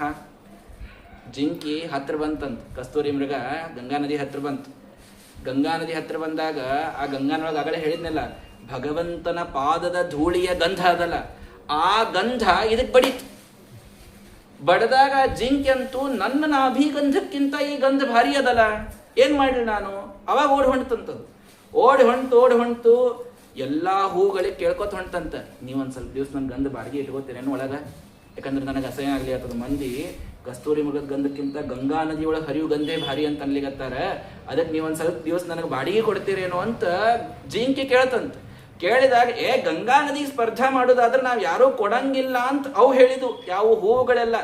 ಆವಾಗ ಇದು ಓಡಿ ಓಡಿ ಓಡಿ ಎಷ್ಟು ಓಡಿದ್ರು ಕೂಡ ಆ ಗಂಗಾ ನದಿಯಿಂದ ಮ್ಯಾಲ ಹಾಯ್ದು ಬರುವಂತಹ ಗಾಳಿ ಇದನ್ನ ಬೆನ್ನು ಹತ್ತಿ ಹತ್ತಿ ಹೋಗಿದ್ದಕ್ಕೆ ಇನ್ನಾನು ಗಂಗಾನಂದಿಗೆ ಸ್ಪರ್ಧಾ ಮಾಡ್ಲಿಕ್ಕೆ ಸಾಧ್ಯ ಇಲ್ಲ, ಗಂಗಾನ್ ಮುನ್ನ ಸೋತೆ ಅಂತ ಶರಣಾಗತಾಗಿ ನಮಸ್ಕಾರ ಮಾಡಿ ಸತ್ತಂತ. ಅದಕ್ಕೆ ಆ ಜಿಂಕೆ ಸ್ವರ್ಗಕ್ಕೆ ಹೋತು ಅಂತ ಸತ್ಯಧರ್ಮ ತೀರ್ಥರು ತಾವು ಚಿಂತನದೊಳಗೆ ಸ್ವಲ್ಪ ಆ ಗಂಗೆಗಿಂತಲೂ ಕೂಡ ಶ್ರೇಷ್ಠವಾದದ್ದೇನಲ್ಲ ಜಿಂಕೆಯ ಗಂಧ. ಜಿಂಕೆಗೂ ತನ್ನ ಗಂಧ ಮರೆಮಾಚುವಂತಹ ಒಂದು ಗಂಧ ಅದು ಗಂಗೆಯಲ್ಲಿ ಸ್ವಾಭಾವಿಕವಾಗಿದೆ ಅನ್ನುವಂತಹ ರೀತಿಯೊಳಗೆ ಸತ್ಯಧರ್ಮ ತೀರ್ಥರು ಅದನ್ನು ವರ್ಣಿಸ್ತಾರೆ.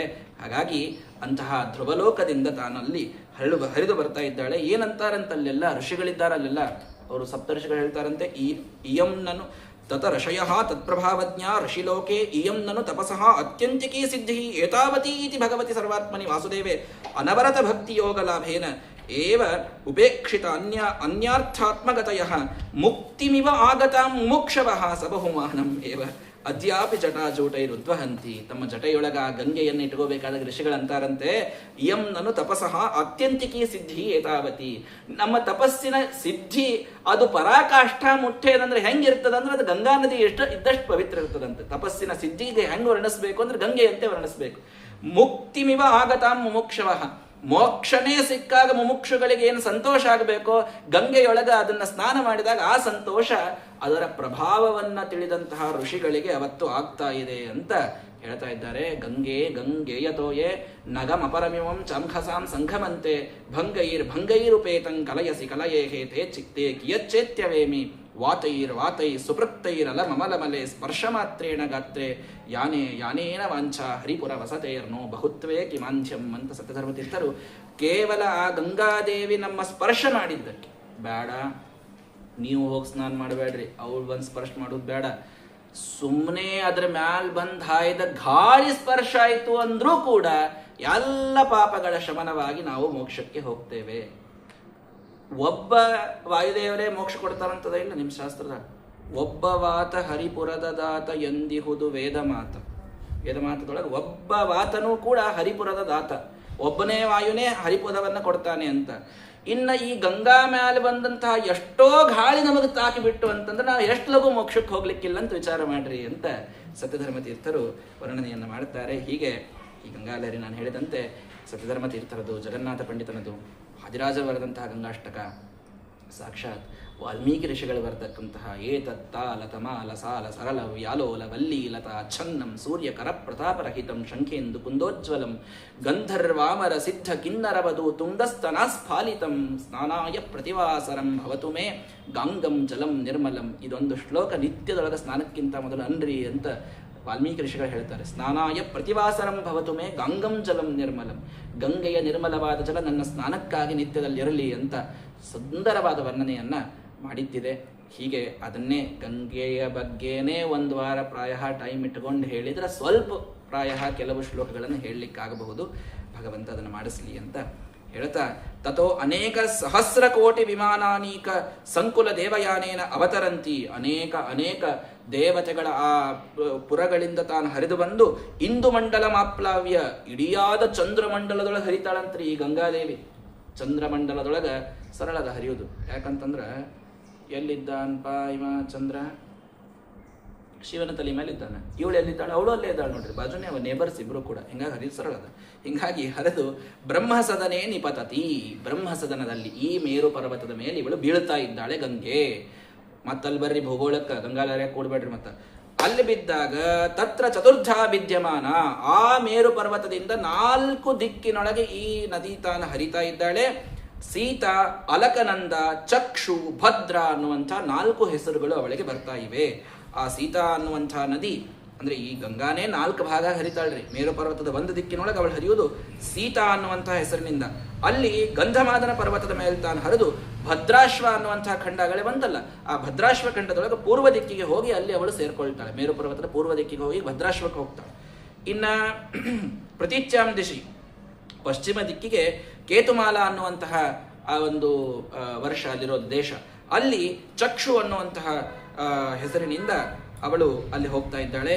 ಇನ್ನು ಭದ್ರ ಅನ್ನುವಂತಹ ಹೆಸರಿನಿಂದ ಮೇರು ಪರ್ವತದ ಆ ಉತ್ತರ ದಿಕ್ಕಿಗೆ ತಾನು ಹೋಗಿ ಕುರು ದೇಶದಲ್ಲಿ ಅಲ್ಲಿ ಪ್ರವೇಶ ಮಾಡಿ ಅಲ್ಲಿ ಸಮುದ್ರವನ್ನ ಅವಳು ಸೇರ್ತಾಳೆ. ತಥೈವ ದಕ್ಷಿಣೇನ, ಆ ಮೇರು ಪರ್ವತದ ದಕ್ಷಿಣದಲ್ಲಿ ಅಲಕನಂದ ಅನ್ನುವ ಹೆಸರಿನಿಂದ ತಾನು ಹರಿತಾ ಭಾರತಮೇವ ವರ್ಷಂ ದಕ್ಷಿಣಸ್ಯಾಂ ದಿಶಿ ಜಲನಿಧಿಂ ಪ್ರವಿಶತಿ. ಈ ಭಾರತ ದೇಶಕ್ಕೆ ತಾನು ಮಹಾನುಭಾವಳು ಇಲ್ಲಿ ಬಂದು ಇಲ್ಲಿಯಿಂದ ಆ ಸಮುದ್ರವನ್ನ ಸೇರಿ ತಾನು ಪಾತಾಳಕ್ಕೆ ಹೋಗ್ತಾಳೆ. ಇವಳು ಈ ನಮ್ಮ ಭಾಗಕ್ಕೆ ಬಂದವಳು ಅಲಕನಂದ ಅನ್ನುವಂತಹ ಹೆಸರಿನ ಗಂಗೆ ಅಂತ ತಿಳಿಸ್ತಾ ಇದ್ದಾರೆ. ಹೀಗೆ ಅನೇಕ ನದಗಳು ಅಲ್ಲಿ ಮೇರು ಪರ್ವತದ ಮೇಲೆ ಅವು ಹರಿತಾ ಇವೆ.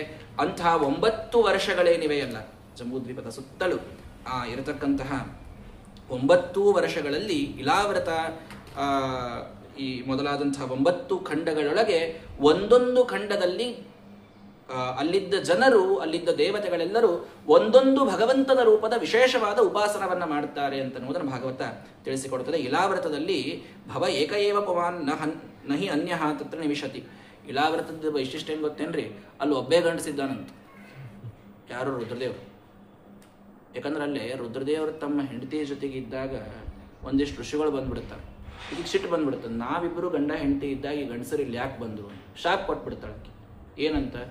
ಈ ಖಂಡದೊಳಗೆ ಕಾಲಿಡೋರೆಲ್ಲ ಹೆಣ್ಣಾಗ್ಲಿ ಅಂತ ಶಾಪ್ ಕೊಟ್ಬಿಟ್ಟಾಳಕ್ಕೆ. ಹಿಂಗಾಗಿ ಅಲ್ಲಿ ಎಲ್ಲ ಇರೋರು ಹೆಣ್ಮಕ್ಳೇ ಅಲ್ಲ. ಒಬ್ಬ ಗಂಡಸು, ಖರೇ ಗಂಡಸು ಅಂತ ನೋಡ್ರಿ, ಅವ್ರು ಖರೇ ರುದ್ರದೇವ್ರಿ, ಅವ್ರು ಒಬ್ಬರೇ ಇದ್ದಾರೆ, ಬೇರೆ ಯಾರಿಲ್ಲೇ. ಅಲ್ಲೇ ಇದು ಮುಂದೆ ಕಥೆ ಬರ್ತದ, ನೆನಪಿಟ್ಕೋರಿ ಅದನ್ನು. ಇಲಾವ್ರತದಾಗ ಹೋದವರೆಲ್ಲ ಹೆಣ್ಣಾಗ್ತಾರಂತ 9ನೇ ಸ್ಕಂದದಾಗ ಕೇಳಿದಾಗ ಹೇಳಬೇಕ, ಆಯ್ತಾ? ಅಲ್ಲಿ ಸಂಕರ್ಷಣ ಸಂಜ್ಞಾಂ ಆತ್ಮಸಮಾಧಿ ರೂಪೇಣ, ಅಲ್ಲಿ ನಮ್ಮ ರುದ್ರದೇವರು ಸಂಕರ್ಷಣ ನಾಮಕ ಭಗವಂತನ ಚಿಂತನವನ್ನ, ಉಪಾಸನವನ್ನ ಆ ದೇಶದೊಳಗೆ ಅವರು ಮಾಡ್ತಾರೆ. ಓಂ ನಮೋ ಭಗವತೆ ಮಹಾಪುರುಷಾಯ ಸರ್ವಗುಣ ಸಂಖ್ಯಾತ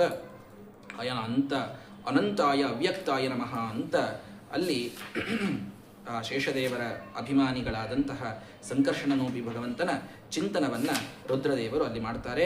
ಯಸ್ಯಾದ್ಯ ಆಸೀತ್ ಗುಣವಿಗ್ರಹೋ ಮಹಾನ್ ವಿಜ್ಞಾನಧಿಷ್ಣ್ಯೋ ಭಗವಾನ್ ಅಜಕ್ಕಿಲ ಯತ್ ಸಂಭವೋ ಅಹಂ ತ್ರಿವೃತ ಸ್ವತೇಜಸ ವೈಕಾರಿಕಂ ತಾಮಸಮೈಂದ್ರಿಯಂ ಸೃಜೆ ಅಂತ ರುದ್ರದೇವರು ಸ್ತೋತ್ರ ಮಾಡ್ತಾರಂತೆ. ಯಾವ ಭಗವಂತನ ವಿಜ್ಞಾನಧಿಷ್ಣ್ಯ, ಅವನ ನಾಭಿಕಮಲದಿಂದ ಬಂದಂತಹ ಪದ್ಮದಲ್ಲಿ ಸಾಕ್ಷಾತ್ ಬ್ರಹ್ಮದೇವರು ಹುಟ್ಟಿದರು, ಅವರಿಂದ ನಾ ಹುಟ್ಟಿದೆ, ನನ್ನಿಂದ ಆ ವೈಕಾರಿಕ ಇತ್ಯಾದಿ ಅಹಂಕಾರ ತತ್ವದಿಂದ ಎಲ್ಲ ದೇವತೆಗಳು ಹುಟ್ಟುತ್ತಾರೋ ಅಂಥ ಭಗವಂತನಿಗೆ ನಮಸ್ಕಾರ ಅಂತ ಅವರು ಇಲಾವೃತದಲ್ಲಿ ಸಂಕರ್ಷಣನ ಸ್ಮರಣೆಯನ್ನು ಮಾಡ್ತಾರೆ. ಮುಂದೆ ಭದ್ರಶ್ರವ ಅನ್ನುವಂತಹ ವರ್ಷ, ಆ ಭದ್ರಶ್ರವ ಅನ್ನುವಂತಹ ಖಂಡದೊಳಗೆ ಅಲ್ಲೇ ಜನರೆಲ್ಲರೂ ಯಾರು ಸ್ಮರಣೆ ಮಾಡ್ತಾರಪ್ಪ ಅಂದ್ರೆ ಹಯಗ್ರೀವ ದೇವರ ಸ್ಮರಣ ಅಂತ ಅಲ್ಲೆಲ್ಲ ನಡೆಯೋದು. ಅಲ್ಲೆಲ್ಲ ಇಡೀ ಆ ಖಂಡದ ಮಂದಿ ಕುಲದೇವರೆಲ್ಲ ಹಯಗ್ರೀವ ದೇವರೇ, ಬೇರೆ ಯಾರಿಲ್ಲೇ ಇಲ್ಲ ಏನ್ರಪ್ಪ. ಹಯಗ್ರೀವ ದೇವರ ಸ್ಮರಣವನ್ನ ಅಲ್ಲಿ ಮಾಡ್ತಾರೆ. ಆಮೇಲೆ ಅಲ್ಲಿ ಅವರು ಅದ್ಭುತವಾದ ಸ್ತೋತ್ರ, ವೇದಾನ್ಯುಗಾಂತೆ ತಮಸಾ ತಿರಸ್ಕೃತಾನ್ ರಸಾತಲಾದ್ಯೋ ನೃತುರಂಗ ವಿಗ್ರಹ ಪ್ರತ್ಯಾದದೇ ವೈ ಕವಯೇಭಿಯಾಚತೆ ತಸ್ಮೈ ನಮಸ್ತೆ ಅವಿತಥೆ ಹಿತಾಯತೆ ಅಂತ ವೇದಗಳೆಲ್ಲ ತಿರಸ್ಕೃತವಾಗಿ ಹೋದಾಗ ರಸಾತಲದಿಂದ ವೇದಗಳನ್ನು ಉದ್ಧರಿಸಿ ತಂದು ಬ್ರಹ್ಮದೇವರಿಗೆ ಕೊಟ್ಟಂತಹ ಶ್ರೇಷ್ಠವಾದ ರೂಪ ಅದು ಹಯಗ್ರೀವ ರೂಪ ಅಂತ ಅವರು ಸ್ಮರಣೆ ಮಾಡ್ತಾರೆ.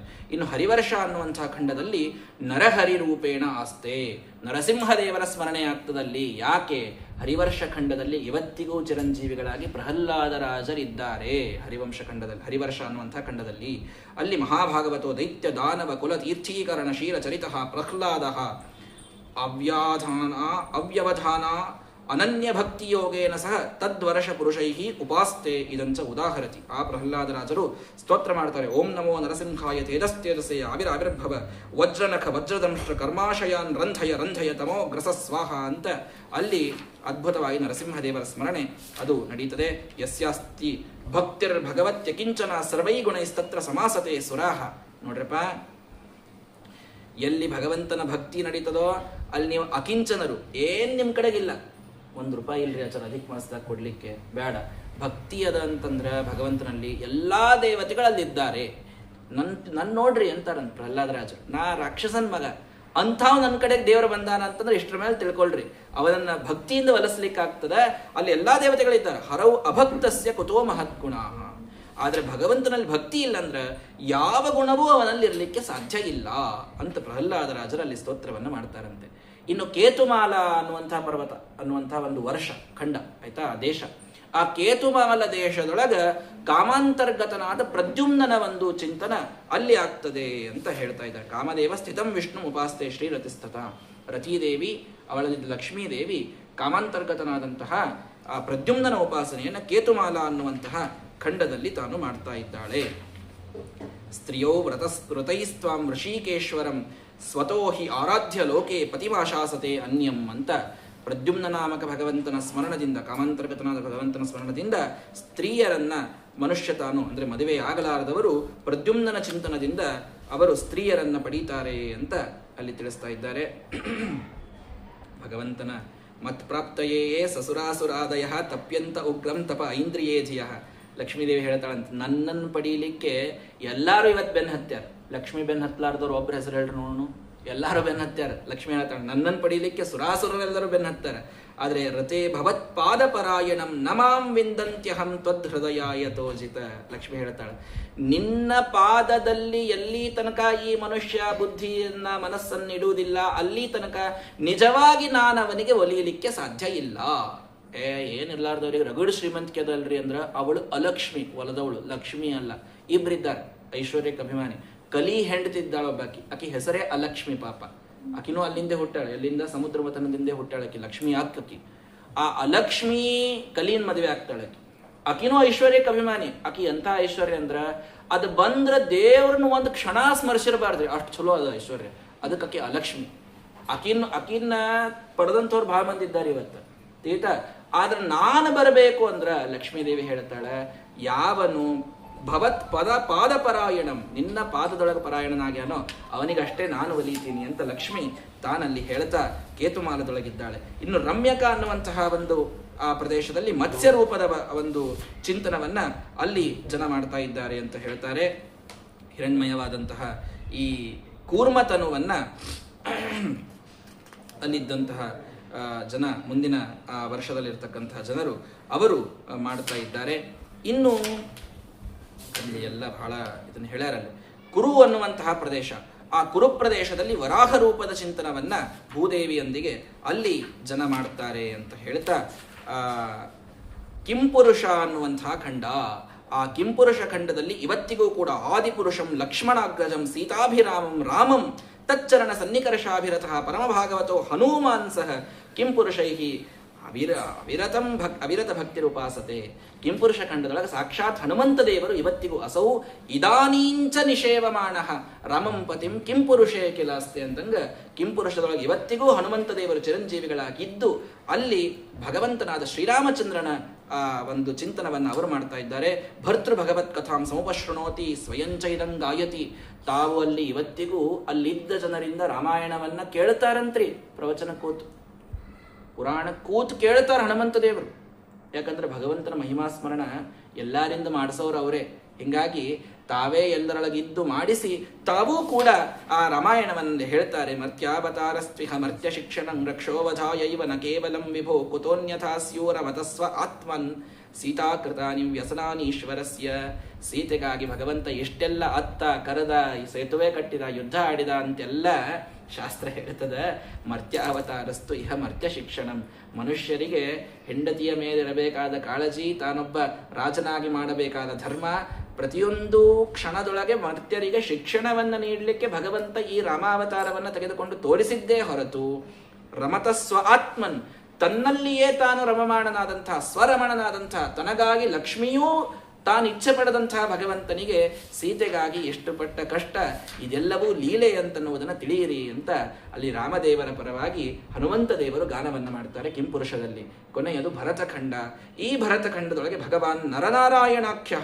ಇಲ್ಲಿ ಎಲ್ಲರೂ ಚಿಂತನೆ ಮಾಡಬೇಕಾದದ್ದು ನರನಾರಾಯಣ ರೂಪಿಯಾದ ಭಗವಂತನನ್ನು. ಯಾಕಿವತ್ತು ಇಡೀ ಭರತಖಂಡದೊಳಗೆ ಬದರಿ ಎಲ್ಲಕ್ಕಿಂತ ದೊಡ್ಡ ಕ್ಷೇತ್ರ ಅಂತ ಕರೆಸ್ಕೊಳ್ತದಂದ್ರೆ ಆ ಬದರಿಯೊಳಗಿರುವ ನರನಾರಾಯಣನೇ ಇಡೀ ಈ ಖಂಡಕ್ಕೆ ದೇವತೆ, ಎಲ್ಲರ ಕುಲದೈವ. ಇಡಿಯಾದ ಈ ಭರತ ದೇಶದೊಳಗಿರುವ ಪ್ರತಿಯೊಬ್ಬ ವ್ಯಕ್ತಿಯ ಕುಲದೈವ ಆ ನರನಾರಾಯಣ.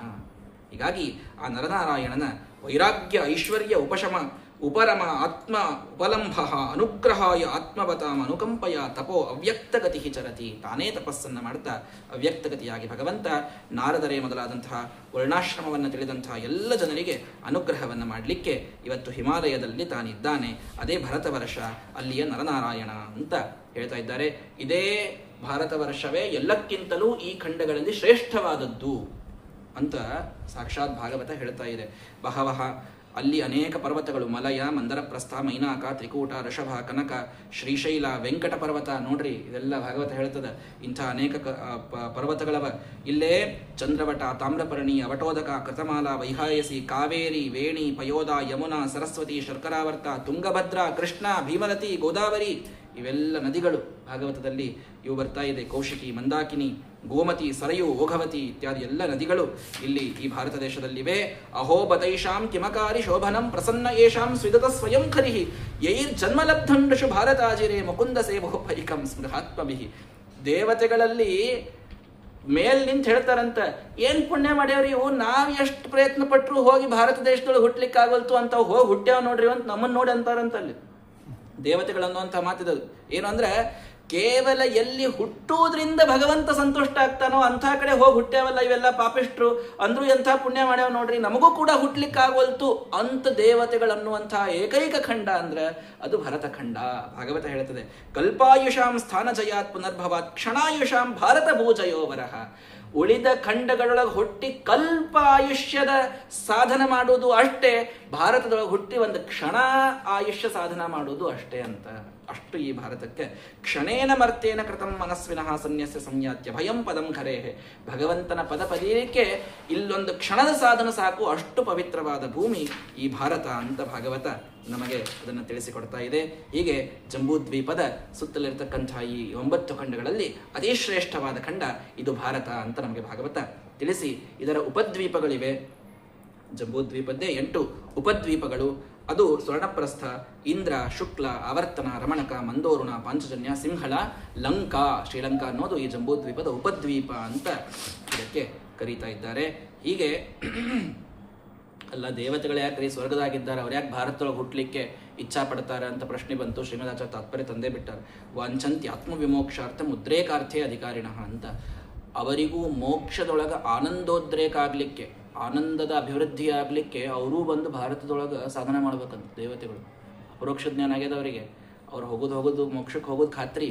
ಆದರೂ ಇಲ್ಲಿ ಬಂದು ಸಾಧನ ಮಾಡಿದ್ರೆ ಅವರಿಗೂ ಆನಂದೋದ್ರೇಕದಂತ ದೇವತೆಗಳಿಗೆ. ಅಂಥ ಭರತ ಭೂಮಿ ಇದು ಅಂತ ಈ ಒಂದು ಭೂಮಿಯ ಶ್ರೇಷ್ಠತೆಯ ಭಾಗವತ ನಮಗೆ ತಿಳಿಸಿಕೊಡ್ತಾ ಇದೆ.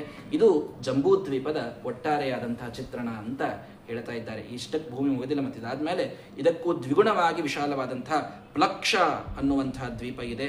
ಅಲ್ಲಿ ಸಹಸ್ರಾಯುಷ ಕನಿಷ್ಠ 1,000 ವರ್ಷ ಇರ್ತಾರಂತಲ್ಲೆಲ್ಲ ಮಂದಿ. ಅವರೆಲ್ಲ ಸರಳ ಸ್ವರ್ಗದ್ವಾರಕ್ಕೆ ಅವರೆಲ್ಲ ಹೋಗುವಂಥವರು. ಅಲ್ಲೂ ಪ್ರಿಯವರತನ ಮಗನಾದಂಥ ಹಿದ್ಮಜಿಹ್ವ ಅಲ್ಲಿದ್ದಾನೆ. ಅವನು ಕೂಡ ತನ್ನ ಅನೇಕ ಮಕ್ಕಳಿಗೆ ಆ ಪ್ಲಕ್ಷದೊಳಗೆ ಅವ ಅದನ್ನೆಲ್ಲ ಓಜ, ಸಹ, ಬಲ, ಬುದ್ಧಿ, ವಿಕ್ರಮ ಅಂತ ಇಂದ್ರಿಯ ಈ 5 ಮಂದಿಗೆ ಅವ ಅಲ್ಲೆಲ್ಲ ಹಂಚಿಕೊಟ್ಟಾನೆ. ಅಲ್ಲಿಯೂ ಸಾಕಷ್ಟು ನದಿ ನದಗಳು, ಪರ್ವತಗಳು ಇದೆಲ್ಲವನ್ನ ಭಾಗವತ ನಮಗೆ ತಿಳಿಸಿಕೊಡ್ತಾ ಇದೆ. ಅಲ್ಲಿ ಘೃತೋದ ಅಂತ ಘೃತದ ಒಂದು ಸಮುದ್ರ ಅಲ್ಲಿ ನಾವು ನೋಡ್ತೇವೆ. ಇನ್ನು ಕ್ಷೀರೋದ ಅಂದರೆ ದಧಿಯ ಒಂದು, ಇಲ್ಲಿ ಹೆಸರು ಕ್ಷೀರೋದ ಅಂತದ, ಮುಂದೆ ದಧಿಯ ಸಮುದ್ರ ಅದ. ಆದ್ರೆ ಅವೆರಡು ಖಂಡಗಳ ಹೆಸರು ಉಲ್ಟಾ ಪಲ್ಟಾ ಆಗ್ಯಾವ. ಹಿಂಗಾಗಿ ಶ್ರೀಮದಾಚಾರ್ಯ ತಾತ್ಪರ್ಯ ತೊಗೊಂಡು ಬಂದ್ಬಿಟ್ಟಾರ ಅಲ್ಲಿ. ಏನು ಅಂದ್ರೆ ಅನಾಮ್ಲಂತು ದಧಿ ಕ್ಷೀರಂ, ಹುಳಿ ಆಗ್ಲಾರ್ದ ಮೊಸರು ಇನ್ನ ಹಾಲಂತ. ಅದಕ್ಕಿಲ್ಲೇ ಅಲ್ಲಿ ಹಾಲಂತ ಅಂದಾರ, ಆದ್ರೆ ಅದು ಮೊಸರು ಅಂತ ತಿಳ್ಕೋರಿ. ಯಾಕಂದ್ರೆ ಅದು ಹುಳಿ ಇಲ್ಲಂತ, ಮೊಸರು ಒಟ್ಟ ಹುಳಿನೇ ಆಗಂಗಿಲ್ಲಂತ, ಅದಕ್ಕೆ ಹಾಲಂತ ಕರೆದಾರಂತ. ತಿಳಿತಾ? ಇನ್ನ ಕ್ಷೀರಂ ಸಾಂದ್ರಂ ತಥಾ ದಧಿ, ಗಟ್ಟಿ ಹಾಲಂದ್ರ ಮೊಸರಂತ. ಅಲ್ಲಿ ಗಟ್ಟಿ ಹಾಲಿನ ಸಮುದ್ರದ ಅನ್ನೋದಕ್ಕೆ ಅಲ್ಲಿ ಮೊಸರು ಅಂತಂದಾರಂತ. ಆ ಅರ್ಥದೊಳಗ ಅಲ್ಲೇ ಎರಡೂ ಒಂದ್ ಸ್ವಲ್ಪ ಇಂಟರ್ಚೇಂಜ್ ಆಗ್ಯಾವ. ಆದ್ರೆ ಆ ಹಾಲು ಯಾಕಂದ್ರು ಮೊಸರು ಯಾಕಂದ್ರು ಅನ್ನೋದನ್ನ ಈ ಅರ್ಥದೊಳಗೆ ತಿಳ್ಕೊಳ್ರಿ ಅಂತ ಶ್ರೀಮದಾಚಾರ್ಯರು ತಾತ್ಪರ್ಯದಲ್ಲಿ ಅದ್ಭುತವಾಗಿ ಅದನ್ನು ನಮಗೆ ತಿಳಿಸಿಕೊಟ್ಟಿದ್ದಾರೆ. ಇನ್ನ ಅಲ್ಲಿಂದ ಮುಂದೆ ಮೇಧಾತಿಥಿ ಅನ್ನುವಂತಹ ಪ್ರಿಯವ್ರತನ ಮಗನಿಂದ ಆ ಒಂದು ದ್ವೀಪ ದಧಿಮಂಡೋದ, ಅಲ್ಲಿ ಸ್ವಾದೂದಕ ಸಮುದ್ರ, ಸ್ವಾದೂದಕದ್ದೇ ಸಮುದ್ರದ ಅಂತ ನೋಡ್ರಿಪ್ಪ. ಅಲ್ಲಿ ಇಷ್ಟೊಂದು ಚೂರು ಹಾಕಿದ ತೀರ್ಥ ಕುಡಿಬೇಕು ಅನಿಸ್ತೈತೆ. 3 ಸಲ ಕೊಡ್ತಾರೆ ಆಚಾರ, 6 ಸಲ ಕೊಡಂಗಿಲ್ಲ ಅಂತಿರ್ತಾರೆ. ಸ್ವಾದೂದಕದ ಸಮುದ್ರದ ಅಲ್ಲಿ ತಿಳಿತಾ. ತತಃ ಪರಸ್ತಾತ್, ಇಷ್ಟೆಲ್ಲ 7 ದ್ವೀಪಗಳ ಹೆಸರು ಹೇಳಿದೆ ನಾನು, 1,07 ಸಾಗರಗಳ ಹೆಸರು ಬಂದು ಹೊತ್ತು. ಈ 7 ದ್ವೀಪ 7 ಸಾಗರಗಳನ್ನ ಕೂಡಿದಂಥದ್ದು ಇಡೀಯಾದ ಭೂಲೋಕ. ಇದು ಬರೇ ಭೂಮಿ ವರ್ಣನ, ಇನ್ನ ಮ್ಯಾಲ ಆ 7 ಲೋಕವ ಕೆಳಗ 6 ಲೋಕವ ಅಲ್ಲ, ಭೂಮಿನೇ ಇಷ್ಟು ದೊಡ್ಡದದ. ಇದನ್ನ ದಾಟಿ ನೀವು ಹೋದ್ರಿ ಅಂದ್ರ ಮೇಲೆ ಲೋಕಾಲೋಕ ಅಂತ ಒಂದು ಪರ್ವತ ಬರ್ತದ. ಲೋಕಾಲೋಕ ಯಾಕಂದ್ರ ಈ ಕಡೆಗೆ ಲೋಕ, ಆ ಕಡೆಗೆ ಅಲೋಕ. ಅಂದ್ರೆ ಈ ಕಡೆ ಬೆಳಕದ, ಆ ಕಡೆ ಕತ್ಲೆ ಅದ. ಆ ಮಧ್ಯದೊಳಗಿರ್ತಕ್ಕಂಥ ಪರ್ವತ ಲೋಕಾಲೋಕ ಪರ್ವತ. ಆ ಲೋಕಾಲೋಕ ಪರ್ವತದಿಂದ ನೀವು ಮುಂದೆ ಹೋದಾಗ 50 ಕೋಟಿ ಗುಣಿತ ಭೂಗೋಲಕಸ್ಯ ತುರೀಯ ಭಾಗೋ ಯಾವಾನ್ ಲೋಕಾಲೋಕ ಅಚಲಃ. ಒಟ್ಟಾರೆ 50 ಕೋಟಿ ಗುಣಿತವಾದ ಈ ಭೂಗೋಲ, ಇದರ ಸೀಮಾ ಆ ಲೋಕಾಲೋಕ ಪರ್ವತ. ತಿಳಿತಾ? ಇಲ್ಲೇ 4 ದ್ವಿರದ ಪತಯ ಆನೆಗಳು, ಋಷಭ, ಪುಷ್ಕರ, ಚೂಡ, ವಾಮನ, ಅಪರಾಜಿತ ಅಂತ 4 ಅವು ಈ ಭೂಮಿಯನ್ನು ಹಿಡ್ಕೊಂಡು ನಿಂತಾವಂತ. ಕೆಳಗೆ ಭೂಮಿಯನ್ನು ಹಿಡ್ಕೊಂಡು ನಿಂತಾವ. ಅವಕ್ಕೆ ಯಾವಾಗರೇ ಭಾರ ಆದಾಗ ಸ್ವಲ್ಪ ಹಿಂಗ ಅವು ತಲೆ ಜಾಡಿಸ್ತಾವಂತ, ಅವಾಗ ಭೂಕಂಪ ಆಗ್ತದಂತ. ಭೂಕಂಪ ಆಗೋದು ಯಾವಾಗ ಅಂತ ಹರಿವಂಶದೊಳಗೆ ಬರ್ತದದು. ಭೂಕಂಪ ಯಾವಾಗ ಆಗ್ತದೆ ಅಂದ್ರೆ ಕೆಳಗೆ ಹಿಡ್ಕೊಂಡಂಥ ಆನೆಗಳು ಸ್ವಲ್ಪ ತಲೆ ಜಾಡಿಸಿದ್ವು ಅಂತಂದ್ರೆ ಆ ಭಾಗ ಭೂಕಂಪ ಆಗ್ತದ ಅಂತ ಹೇಳ್ತಾರೆ. ತಿಳಿತಾ?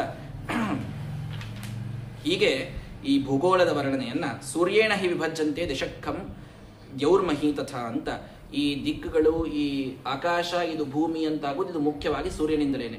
ಸೂರ್ಯನ ಬೆಳಕು ಬರೋದೆಲ್ಲ ಭೂಮಿ, ಆ ಕಡೆದು ಅದು ಆಕಾಶ ಅಂತ ಅದು ಕನ್ಸಿಡರ್ ಆಗ್ತದೆ ಅಂತ ಹೇಳ್ತಾ ಇದ್ದಾರೆ. ಈತಾನೇವ ಭೂವಲಯಸ್ಯ ಸನ್ನಿವೇಶ, ಇದು ಭೂವಲಯದ ಸನ್ನಿವೇಶ. ನಾನು ಬಹಳ ಸಂಕ್ಷಿಪ್ತ ಹೇಳಿನ, ಮತ್ತೆ ಇದನ್ನ ಬಹಳ ಹೇಳಿಗತ್ತಿ ರಚನೆ ಅಂತ ಅನ್ಬೇಡ್ರಿ. ಇನ್ನು ಖಗೋಳ ಬರ್ತದೆ. ಈ ಖಗೋಳ ಮುಖ್ಯವಾಗಿ ಸೂರ್ಯನಿಂದ ನಡೆದದ. ಈ ಸೂರ್ಯ ಮೇಷ ಮತ್ತು ತುಲಾ, ಮೇಷದಿಂದ ತಾನು ಸಂಕ್ರಮಣ ಪ್ರಾರಂಭ ಮಾಡುತ್ತಾನೆ. ಅದು 1ನೇ ತಿಂಗಳು ಮೇಷ ಮಾಸ, ವೃಷಭ ಮಾಸ ಅಂತ ಸೌರಮಾನದೊಳಗೆ ಬರುವಂತಹ ಮಾಸಗಳಿವೆಲ್ಲ. ತಿಳಿತಾ? ಆ ಮೇಷದಿಂದ ತುಲಾ ತನಕ ಎಲ್ಲಿ ತನ ಇರ್ತಾನವ, ಅಹೋರಾತ್ರಿಗಳ ಸಮಾನ ಇರ್ತಾವಂತ. ಎಷ್ಟು ದಿನ ಇರ್ತದೋ ಅಷ್ಟು ರಾತ್ರಿ ಅಂತ ಇರ್ತದಂತ. ಅದರೊಳಗು ಮತ್ತೆ ವೃಷಭಾದಿಷು 5 ರಾಶಿಷು ಚರತಿ ತದಾ ಅಹಾನ್ಯೇವ ವರ್ಧಂತೆ ರಸಂತಿ ಚ ರಾತ್ರಯ. ವೃಷಭ ಹಿಡ್ಕೊಂಡು 5 ರಾಶಿ ಒಳಗತಾ ಹೋಗಬೇಕಾದಾಗ ದಿನ ಹೆಚ್ಚು, ರಾತ್ರಿ ಕಡಿಮೆ. ಅದೇ ಇವತ್ತಿನ ಬಿಸಿಲಿನ ಈಗ ನಡೆದಿದೆ ವೃಷಭ ಮಾಸ, ಮಿಥುನ ಮಾಸ ಇವೆಲ್ಲ ಬರುವುದು. ತಿಳಿತಾ? ರಾತ್ರಿ ಕಡಿಮೆ, ಹಗಲೇ ಹೆಚ್ಚು. ಇಲ್ಲಿ ಒಂದು ದಿವಸದೊಳಗೆ ಈ ರೀತಿ ನಡೆದಿರ್ತದೆ. ಇನ್ನ ಮುಂದೆ ಹೋದಾಗ ತುಲಾ ದಾಟಿ ಹೋದ ಅಂತಂತಂದ್ರೆ ಅಲ್ಲಿ ವೃಶ್ಚಿಕಾದಿಷು 5 ವರ್ತತೆ ತದಾ ಅಹೋರಾತ್ರಾಣಿ ವಿಪರೀತಾನಿ ಭವಂತಿ. ರಾತ್ರಿ ಹೆಚ್ಚು, ಹಗಲು ಕಡಿಮೆ ಅನ್ನುವಂಥದ್ದು ಮುಂದೆ ಬರ್ತದೆ. ಮಧ್ಯದಲ್ಲಿ ತುಲಾ ಮಾಸದೊಳಗಿದ್ದಾಗ ಸರಿಯಾದಂತಹ ಹಗಲು ರಾತ್ರಿಗಳು ಅವು ನಡೆದಿರ್ತವೆ ಅಂತ ಹೇಳ್ತಾ ಇದ್ದಾರೆ. ಹಾಗಾಗಿ ಯಾವದ್ ಉದಗಯನ ಮಹಾನಿ, ಉದಗಯನ ಅಂದ್ರೆ ಉತ್ತರಾಯಣದ ತಿಂಗಳೊಳಗ ಹಿಂಗಿರ್ತಾವ. ಮುಂದೆ ರಾತ್ರಿ ಇವು ಹೆಚ್ಚಾಗ್ತಾವ ಅಂತ. ದಕ್ಷಿಣಾಯನ ಬಂತು ಅಂದ್ರೆ ರಾತ್ರಿ ಕಾಲ ಹೆಚ್ಚಾಗ್ತದೆ ಅಂತ. ಈ ಮೇರು ಪರ್ವತದ ಪೂರ್ವದೊಳಗೆ ಐಂದ್ರೀಪುರಿ ಪುರಿ ಅಂದ್ರೆ ಯಾವ್ದಪ್ಪ, ನಮ್ಮ ಸ್ವರ್ಗ ಅಂತ ಅನ್ನೋದೇನು ಹೇಳಿಗತ್ತಿರಲ್ಲ, ದೇವಧಾನಿ ಅನ್ನುವಂತಹದ್ದು ಅಲ್ಲೆದ. ಮೇರು ಪರ್ವತದ ಪೂರ್ವ ದಿಕ್ಕಿನೊಳಗಿರೋದು ದೇವಧಾನಿ, ಇಂದ್ರದೇವರ ಪಟ್ಟಣ ಅಲ್ಲಿರುವಂತಹದ್ದು. ಇನ್ನು ದಕ್ಷಿಣ ದಿಕ್ಕಿಗೆ ಬಂದ್ರಿ ಅಂದ್ರೆ ಯಮದೇವರ ಪಟ್ಟಣದಂತ ಮೇರು ಪರ್ವತದ ದಕ್ಷಿಣ ದಿಕ್ಕಿಗೆ ಅದಕ್ಕೇನು ಕರಿತೀವಿ, ಸಂಯಮಿನಿ ಅನ್ನುವಂತಹ ಪುರಿ ಅಂತ ಕರಿತೀವಿ. ಸಿವಿಲ್ ಸೂಟು ಅಂತ ಸತ್ಯನಾರಾಯಣ ತೀರ್ಥ ಶ್ರೀಪಾದಂಗಳು ಬರೆದಂತಹ ಒಂದು ದೊಡ್ಡ ಗ್ರಂಥ. ಅಲ್ಲಿ ಸಂಯಮಿಪುರದೊಳಗೆ ವಾದ ಹಾಕಿದ್ದು, ಯಮ ಜಡ್ಜ್ಮೆಂಟ್ ಕೊಟ್ಟದ್ದು ಅನ್ನುವಂತಹ ಒಂದು ಕಲ್ಪನದೊಳಗೆ ಅವರು ಲಾ ಪಾಯಿಂಟ್ಸ್ ಅನ್ನು ಎತ್ತಿ ಒಂದು ಗ್ರಂಥವನ್ನು ಬರೆದಾರೆ. ಆ ಚಂದದ ಒಮ್ಮೆ ಟೈಮ್ ಸಿಕ್ಕಾಗೋದ್ರಿ ಅದನ್ನು. ಪಶ್ಚಾತ್ ಮುಂದೆ ವಾರುಣಿ, ಈ ಪಶ್ಚಿಮ ದಿಕ್ಕಿಗೆ ಬಂದ್ರಿ ಅಂದ್ರೆ ವರುಣನ ಲೋಕ, ಅಲ್ಲಿ ನಿಮ್ಲೋಚಿನಿ ಅನ್ನುವಂತಹ ಪಟ್ಟಣ ಅಂತ ಅಲ್ಲಿ ಕರಿತೀವಿ. ಮೇರು ಪರ್ವತದ ಉತ್ತರ ದಿಕ್ಕಿಗೆ ಬಂದ್ರಿ ಅಂದ್ರೆ ಚಂದ್ರನ ಲೋಕ, ಅಲ್ಲಿ ವಿಭಾವರಿ ಅನ್ನುವಂತಹ ಒಂದು ಪಟ್ಟಣ. ಈ ಎಲ್ಲ ದೇವತೆಗಳ ಪಟ್ಟಣ ಮೇರು ಪರ್ವತದ ಸುತ್ತಲೇ ಇರತಕ್ಕಂತಹ ಪಟ್ಟಣಗಳು ಅಂತ ತಿಳಿಸ್ತಾ ಇದ್ದಾರೆ. ಇಲ್ಲಿಯೂ ಮುಂದೆ ಅಲ್ಲಿಯಿಂದ ತೈಲಯಂತ್ರ ಅಕ್ಷವತ, ತೈಲಯಂತ್ರ ಹಾಕಿದ್ದು ಹೆಂಗೆ ನಡೀತು ನೋಡ್ರಿ, ಎಣ್ಣೆ ಹಾಕಿದ ಮಷಿನ್ ನಡೆದಂಗೆ ನಡೀತದಂತ. ಏನು ಸೂರ್ಯನ ರಥ ನೋಡ್ರಿ, ಇಂಜಿನ್ ನಾವಾಗೆ ಕಂಡು ಹಿಡಿದು ಹೇಳ್ಯಾರ ಇವರು, ಎಣ್ಣೆಯಿಂದ ಇಂಜಿನ್ ನಡೀತದ ಅಂತ ಆಯ್ತಾ. ಅದರಂತೆ ನಡೀತಾ ಇದೆ ರಥನಾಡಿಸ್ತು. ಆ ರಥಗಳ ನಾಡಿಗಳಿವೆ, ಅಲ್ಲಿಂದ ರಥ ನಡೆದಿದೆ. ರವಿರಥಯುಗೋ ಯತ್ರ ಹಯಾಹ ಛಂದೋನಾಮಾನಃ, ಛಂದಸ್ ಅನ್ನುವಂತಹ ಹೆಸರಿನ 7 ಹಯಗಳಿಂದ ಕೂಡಿದ ಸಪ್ತ ಅರುಣ ಯೋಜಿತಾಹ ವಹಂತಿ ದೇವಂ ಆದಿತ್ಯಂ. ಆ ಆದಿತ್ಯನನ್ನು ರಥದೊಳಗೆ ಕೂಡಿಸ್ಕೊಂಡು ಎಂಥದ್ದದು ರಥಸ್ಯೈಕಂಚಕ್ರಂ ಭುಜಗ ಯಮಿತಾಹ ಸಪ್ತತುರಗಾಹ. ರಥಕ್ಕೆ ಒಂದೇ ಚಕ್ರದಂತ್ರಪ, ಒಂದೇ ಗಾಲಿ ರಥ ಅದು. ಇನ್ನ ಒಂದು ಕುದುರೆ ಒಂದು ಕಡೆ ಎಳಿತದೆ, ಇನ್ನೊಂದು ಕುದುರೆ ಇನ್ನೊಂದು ಕಡೆ ಎಳಿತದೆ, ಹಂಗೆ 7 ಕುದುರೆ ಅವ ಅಲ್ಲಿ. ಇನ್ನು ಅವಕ್ಕೆ ಹಗ್ಗ ಹಿಡಿದದ್ದು ಎಂಥದ್ದು, ಹಾವೇ ಹಗ್ಗ ಅಂತ, ಕೈಯಾಗ ಹಗ್ಗಿಲ್ಲೇ ಇಲ್ಲ, ಹಾವೇ ಅವ. ಚರಣರಹಿತೋ ಸಾರಥಿರಪಿ. ಇನ್ ಪಾಪ ಅವ ನಡ್ಸವ ಸಾರಥಿಯರೇ ಭಾಳ ಚಲೋ ಇದ್ದಾನಂದ್ರೆ ಅವ ಫಿಸಿಕಲಿ ಹ್ಯಾಂಡಿಕ್ಯಾಪ್ ಇದ್ದಾನವ, ಅವನ ಕಾಲೇ ಇಲ್ಲ ಒಂದು ಅರುಣ ತೀತಾ. ಇಷ್ಟೆಲ್ಲ ಇದ್ರು ರಥಸ್ಯೈಕಂಚಕ್ರಂ ಭುಜಗ ಯಮಿತ ಸಪ್ತ ತುರಗಾಹ ನಿರಾಲಂಬೋ ಮಾರ್ಗ ಚರಣರಹಿತ ಸಾರಥಿರಪಿ. ನಿರಾಲಂಬೋ ಮಾರ್ಗ, ಇಡೀ ಆಕಾಶವೇ ಮಾರ್ಗ, ಎಲ್ಲಿ ಹೋಗ್ಬೇಕಂತ ಇಲ್ಲೇ ಇಲ್ಲ, ಊರು ಎಲ್ಲಿ ಬರ್ತದೆ, ಏನು ಊರು ಬರಂಗೆ ಇಲ್ಲ, ಹೊಕ್ಕೋತಿರೋದಷ್ಟೇ. ಇಷ್ಟಿದ್ರೂ ರವಿರ್ಗಚ್ಚತ್ಯಂತಂ ಪ್ರತಿದಿನಂ ಅಪಾರಸ್ಯ ನಭಸಃ ಕ್ರಿಯಾ ಸಿದ್ಧಿ ಸತ್ವೇ ಭವತಿ ಮಹತಾಂ ನೋಪಕರಣೆ ಅಂತ ಸುಭಾಷಿತಕಾರ ತಾನು ಹೇಳ್ತಾನೆ. ಇಷ್ಟೆಲ್ಲ ಕಷ್ಟಗಳಿದ್ರೂ ಕೂಡ ರವಿ ನಿತ್ಯದಲ್ಲಿ ಪೂರ್ವದಿಂದ ಪಶ್ಚಿಮಕ್ಕೆ ತಾನು ಹೋಗ್ತಾನೆ ಅಂತಂತಂದ್ರೆ ಕ್ರಿಯಾಸಿದ್ಧಿ ಅಂತನ್ನೋದು ನಮ್ಮ ಒಳಗಿನ ಸತ್ವದಿಂದ ಆಗ್ತದೆ ಹೊರತು ಹೊರಗಿನ ಫ್ಯಾಕ್ಟರ್ಸ್ ಇಂದ, ಎನ್ವಿರಾನ್ಮೆಂಟ್ ಇಂದ. ನಮಗೆಲ್ಲ ಅಂತ ಎನ್ವಿರಾನ್ಮೆಂಟ್ ಸಿಕ್ಕಿಲ್ರಿ, ಇಲ್ಲಾಂದ್ರೆ ನಾವು ನಿಮ್ಮಷ್ಟು ಧಾರ್ಮಿಕ ಆಗ್ತಿದ್ವಿ, ಏನಿಲ್ಲ. ನಮ್ಮ ಒಳಗಿನ ಸತ್ವ ಬೇಕಾಗ್ತದೆ. ಏನೇ ಒಂದು ಸಿದ್ಧಿ ಆಗಬೇಕಂತಂದ್ರೆ ಒಳಗಿನ ಪ್ರಯತ್ನ ಮುಖ್ಯ ಅಂತನ್ನೋದು ರವಿಯಿಂದ, ಸೂರ್ಯನಿಂದ ನಾವು ತಿಳ್ಕೊಳ್ಬೇಕಾದಂತಹ ಸಂದೇಶ. ಅಂಥವಲ್ಲಿ ಆ ವಾಲಕಿಲ್ಯರು ಬಂದು ಅರ್ಘ್ಯವನ್ನು ಕೊಟ್ಟು ಅಲ್ಲಿ ಎಲ್ಲ ರಾಕ್ಷಸರನ್ನು ಸರಿಸ್ತಾ ಇರ್ತಾರೆ ಅಂತ ಹೇಳ್ತಾ ಇದ್ದಾರೆ. ಮೇರುಂ ಧ್ರುವಂಚ ಪ್ರದಕ್ಷಿಣೇನ ಪರಿಕ್ರಮತೋ ರಾಶೀನಾಂ ಅಭಿಮುಖಂಚ ಪ್ರಚಲನಂ ಭಗವತ ಉಪವರ್ಣಿತಂ. ನೋಡ್ರಿ, ಮೇರು ಪರ್ವತದಿಂದ ಧ್ರುವ ನಕ್ಷತ್ರ ಅಲ್ಲಿಯಿಂದ ಪ್ರದಕ್ಷಿಣ ಹಾಕೋತ್ ಎಲ್ಲ ನಕ್ಷತ್ರಗಳು ಗ್ರಹಗಳು ಅಡ್ಡಾಡ್ತಾ ಇವೆ ಇವತ್ತು ಅಂತ ಹೇಳ್ತಾರೆ. ಅಲ್ಲಿ ತಾವು ಮುಂದಿನ ಭಾಗವನ್ನು ಹೇಳ್ತಾ, ನಭೋ ವೀಥಿಗಳು, ಆಕಾಶದೊಳಗೆ 3 ಮಾರ್ಗಗಳವ. ಉತ್ತರಕ್ಕೆ ಹೋಗೋದು ಐರಾವತಿ ಅನ್ನುವ ಮಾರ್ಗ, ಮಧ್ಯದಲ್ಲಿ ಹೋಗೋದು ಜಾರದ್ಗವಿ ಅನ್ನುವ ಮಾರ್ಗ, ದಕ್ಷಿಣಕ್ಕೆ ಹೋಗೋದು ವೈಶ್ವಾನರಿ ಅನ್ನುವಂಥ ಮಾರ್ಗ. ಹೀಗೆ ಆದಿತ್ಯನಿಂದ ಇವೆಲ್ಲ ನಕ್ಷತ್ರಗಳು ಇವೆಲ್ಲವೂ ಕೂಡ ಸುತ್ತಾ ಇವೆ. ಇಲ್ಲಿ ಪುಷ್ಯ ಹಿಡ್ಕೊಂಡು ಉತ್ತರಾಷಾಢ ತನಕ 14 ನಕ್ಷತ್ರಗಳಿಂದ ಷಣ್ಮಾಸಾತ್ಮಕವಾದಂತಹ ಕಾಲ. ಚಂದ್ರಮಾನದೊಳಗೆ ನೀವು ಹೋದ್ರಿ ಅಂತಂತಂದ್ರೆ ಪುಷ್ಯದಿಂದ ಉತ್ತರಾಷಾಢ, ಇನ್ನೊಂದು ಪುನರ್ವಸು ತನಕ ಹೋಗುವಂತಹ ಕಾಲ ಇದು ಮುಂದಿನ ಉತ್ತರಾಯಣ ಅಂತ. ಇದು ಚಂದ್ರನ ಲೆಕ್ಕದಲ್ಲಿ ಆಗ್ತದೆ ಅಂತ. ಹೀಗೆ ಬೇರೆ ಬೇರೆ, ಅದಕ್ಕೆ ಹೇಳಿದ್ನಲ್ಲ, ಸಂವತ್ಸರ ಬೇರೆ, ಪರಿವತ್ಸರ ಬೇರೆ, ವತ್ಸರ ಬೇರೆ. ಸೂರ್ಯ ಹೋಗುವಂತಹ ಮಾರ್ಗ ಒಂದು, ಚಂದ್ರ ಹೋಗುವಂತಹ ಮಾರ್ಗ ಒಂದು, 360 ದಿನಗಳಿಂದ ಕೂಡಿದ್ದು, ಹೀಗೆಲ್ಲ ಸೂರ್ಯನ ಮಾರ್ಗ. ಇನ್ನು ಒಟ್ಟಾರೆ 27 ನಕ್ಷತ್ರಗಳ ಸಂಗಮದಿಂದ 1 ಮಾಸ ಅಂತ ಹಿಡಿದ 354 ದಿವಸದ ಒಂದು ಚಾಂದ್ರಮಾನವಾದಂತಹ ಮಾರ್ಗ. ಹೀಗೆಲ್ಲ ಆಮೇಲೆ ಗುರು ಓಡಾಡುವುದು, ಇದು ಪರಿವತ್ಸರ ಅಂತ 12 ವರ್ಷದ ಮಾರ್ಗ. ಹೀಗೆಲ್ಲ ಅದು ಹೇಳ್ತಾ ಇದ್ದಾರೆ. ಇಂತಹ ಅರ್ಕ ಗಭಸ್ತಿಗಳು ಅಂದ್ರೆ ಈ ಒಂದು ನಕ್ಷತ್ರದಿಂದ ಹೋಗುವಂತಹ ಚಂದ್ರನ ಹಾದಿಯೊಳಗ ಇಲ್ಲಿ ಅನೇಕ ನಕ್ಷತ್ರಗಳು ಬರ್ತಾ ಇವೆ. ಒಂದು ನಕ್ಷತ್ರ ಜೊತೆಗೆ 30 ಮುಹೂರ್ತೈಹಿ ಭುಂಕ್ತೆ, ಚಂದ್ರ ಹೆಚ್ಚಾಗಿ 30 ಮುಹೂರ್ತಗಳ ಕಾಲ ತಾನು ಇರ್ತಾ ಇದ್ದಾನೆ. ಇವನ ಮೇಲೆ ನೋಡ್ರಿ, ಇದೇ ಭಾಗವತ ಹೇಳಿದ್ದು, ಚಂದ್ರನ ಚಲನ ಸೂರ್ಯನಿಗಿಂತಲೂ ವೇಗವಾಗಿದೆ. ಮೊದಲೇ ಹೇಳಿದ್ದಿದೆಲ್ಲ ಖಗೋಳಶಾಸ್ತ್ರ ತಿಳಿತಾ. ಸೂರ್ಯನಿಗಿಂತಲೂ ಬೇಗನೆ ಧೃತತರ ಗಮನೋ ಭುಂಕ್ತೆ, ಚಂದ್ರ ಬಹಳ ಫಾಸ್ಟ್ ಹೋಗ್ತಾನೆ, ಸೂರ್ಯನ ಮೇಲೆ ಅವನಿದ್ದಾನೆ. ಅದರ ಮೇಲೆ ಉಷನ ಅಂದ್ರೆ ಯಾರಪ್ಪ? ಶುಕ್ರ 2,00,000 ಯೋಜನ ಬಿಟ್ರ ಚಂದ್ರನ ಮೇಲೆ 2,00,000 ಯೋಜನದ ಮೇಲೆ ಹೋದ್ರೆ ಅಲ್ಲೇ ಈ ಉಷನ ಶುಕ್ರ ತಾನಿದ್ದಾನೆ. ವೃಷ್ಟಿ ವಿಷ್ಟಂಭ ಗ್ರಹ ಉಪಶಮನಃ. ನೋಡ್ರಿ, ವೃಷ್ಟಿ ವಿಷ್ಟಂಭ ಮಾಡುವಂತಹ ಗ್ರಹ ಏನವಲ್ಲ ಅಂದ್ರೆ ಅಂಗಾರಕ ಮೊದಲಾದವು, ಮಳೆ ಆಗ್ಲಾರ್ದಂಗೆ ನೋಡ್ಕೊಳ್ಳುವಂತಹ ಗ್ರಹಗಳು ಮಂಗಳ ಗ್ರಹಗಳು. ಆ ಮಂಗಳ ಮೊದಲಾದ ಗ್ರಹಗಳನ್ನ ಉಪಶಮನ ಮಾಡಲಿಕ್ಕೆ ಶುಕ್ರ ಬೇಕು ಅಂತ ಭಾಗವತ ತಿಳಿಸ್ತದೆ. ಶುಕ್ರನ ದಶೆ ಇದ್ದಾಗ ಮಳೆ ಬೆಳೆ ಎಲ್ಲ ಬಹಳ ಚಲೋ ಆಗಿ ನಡೀತದ ಅಂತ. ಅವ ಅಲ್ಲೇ ಮೇಲಿದ್ದಾನ. ಅವನ ಜೊತೆಗೇನೆ ಅಂದ್ರೆ ಅವನಿಗಿಂತಲೂ ಮೇಲೆ 2,00,000 ಯೋಜನೆ ಮೇಲೆ ಹೋದ್ರೆ ಸೋಮಸುತಃ ಅಂದ್ರೆ ಬುಧ ತಾನು ಅಲ್ಲಿ ಉಪಲಭ್ಯಮಾನ. ಪ್ರಾಯೇಣ ಶುಭಕೃತ ಯದಾ ಅರ್ಕಂ ಅತಿರಿಚ್ಯೇತ. ಅವನು ಕ್ರಮಸ್ಥವಾಗಿ ನಕ್ಷತ್ರಗಳನ್ನು ಕೆಲವುಗಳನ್ನು ಬಿಟ್ಟರೆ ಪ್ರಾಯ ಶುಭವನ್ನ ಉಂಟು ಮಾಡುವಂತಹ ಗ್ರಹ ಅದ್ಯಾವುದು? ಬುಧಗ್ರಹ ಅಂತ ಹೇಳ್ತದೆ. ಅವನ ಮ್ಯಾಲಿದ್ದವ ಅಂಗಾರಕ, ಮಂಗಳ ಗ್ರಹ ಬುಧನ ಮ್ಯಾಲದ. ಅಲ್ಲಿ ಹೋದ್ರೆ ನೀವು ಏಕೈಕಶೋ ರಾಶೀನ್ ದ್ವಾದಶಾನ್ ಭುಂಕ್ತೆ ಯದಿ ನ ವಕ್ರೇಣ ಅಭಿವರ್ತತೆ. ವಕ್ರ ಇರ್ಲಾರ್ದಾಗಷ್ಟೇ ಶುಭ, ಇಲ್ಲ ಅಂದ್ರೆ ಅಶುಭ ಗ್ರಹೋ ಅಘಶಂಸಃ. ಪಾಪವನ್ನು ನಮ್ಮಿಂದ ಮಾಡಿಸುವಂತಹ ಅಶುಭ ಗ್ರಹ ಅದು ಮಂಗಳ ಅನ್ನುವಂತಹ ಗ್ರಹ, ದುಃಖ ಸೂಚಕ ಅಂತ ಭಾಗವತ ನಮಗೆ ಮಂಗಳದ ಬಗ್ಗೆ ಹೇಳ್ತಾ ಇದೆ. ಅದರಿಂದಲೂ ಮೇಲೆ ಲಕ್ಷದ್ವಯ ಹೋದ್ರಿ ಅಂತಂದ್ರೆ ಶನೈಶ್ಚರ ಏಕೈಕಸ್ಮಿನ್ ರಾಶೋ ತ್ರಿಂಶನ್ ಮಾಸಾನ್ ವಿಲಂಬಮಾನಃ. ಒಂದೊಂದು ರಾಶಿಯಲ್ಲಿ 30 ತಿಂಗಳ ಕಾಲ ಅಡ್ಡಾಡುವಂತಹ ಶನಿಗ್ರಹ ಅಂತನ್ನುವುದು ಅನುವತ್ಸರದ ಕಾಲ ಅಡ್ಡಾಡ್ತಾನೆ. ಸರ್ವೇಷಾಂ ಅಶಾಂತಿಕರ, ಎಲ್ಲರಿಗೂ ಅಶಾಂತಿ, ಪಾಪ ಯಾರ ಮೇಲೂ ಪಕ್ಷಪಾತಿಲ್ಲ, ಎಲ್ಲರಿಗೂ ಅಶಾಂತಿಯನ್ನು ಉಂಟು ಮಾಡ್ತಾನೆ. ಪ್ರಾಯೇಣ ಅಂತಂತ ಮತ್ತು ಭಾಗವತ ಪ್ರಾಯ ಅಂತ. ಪ್ರಾಯ ಯಾಕಂತ ಅನ್ನೋದಕ್ಕೆ ಯಾದವಾರ ಬರೀತಾರೆ, 11ನೇ ಸ್ಥಾನದಲ್ಲಿದ್ದರೆ ಮಾತ್ರ ಶುಭವನ್ನು ಉಂಟು ಮಾಡ್ತಾನೆ ಶನಿ. ಇನ್ಯಾವ ಭಾಗದಲ್ಲಿದ್ದರೂ ಕೂಡ ದ್ವಾದಶ, ಅಷ್ಟಮ, ಚತುರ್ಥ ಯಾವ ಸ್ಥಾನದಲ್ಲಿದ್ದರೂ ಕೂಡ ಅಶುಭವನ್ನೇ ಉಂಟು ಮಾಡ್ತಾನೆ ಅಂತ ಈ ಶನಿಯ ಬಗ್ಗೆ ಹೇಳ್ತಾ ಇದ್ದಾರೆ. ಇವನ ಕಾಟಕ್ಕೆ ಸಾಕ್ಷಾತ್ ನರಸಿಂಹದೇವರ ಸ್ಮರಣ, ಶನೈಶ್ಚರ ಕೃತವಾದ ನರಸಿಂಹ ಸ್ತೋತ್ರದ ಪಾರಾಯಣ ಎಲ್ಲ ರೀತಿಯ ಶನಿಯ ತೊಂದರೆಗಳನ್ನು ಉಪಶಮನ ಮಾಡುತ್ತದೆ ಅಂತ.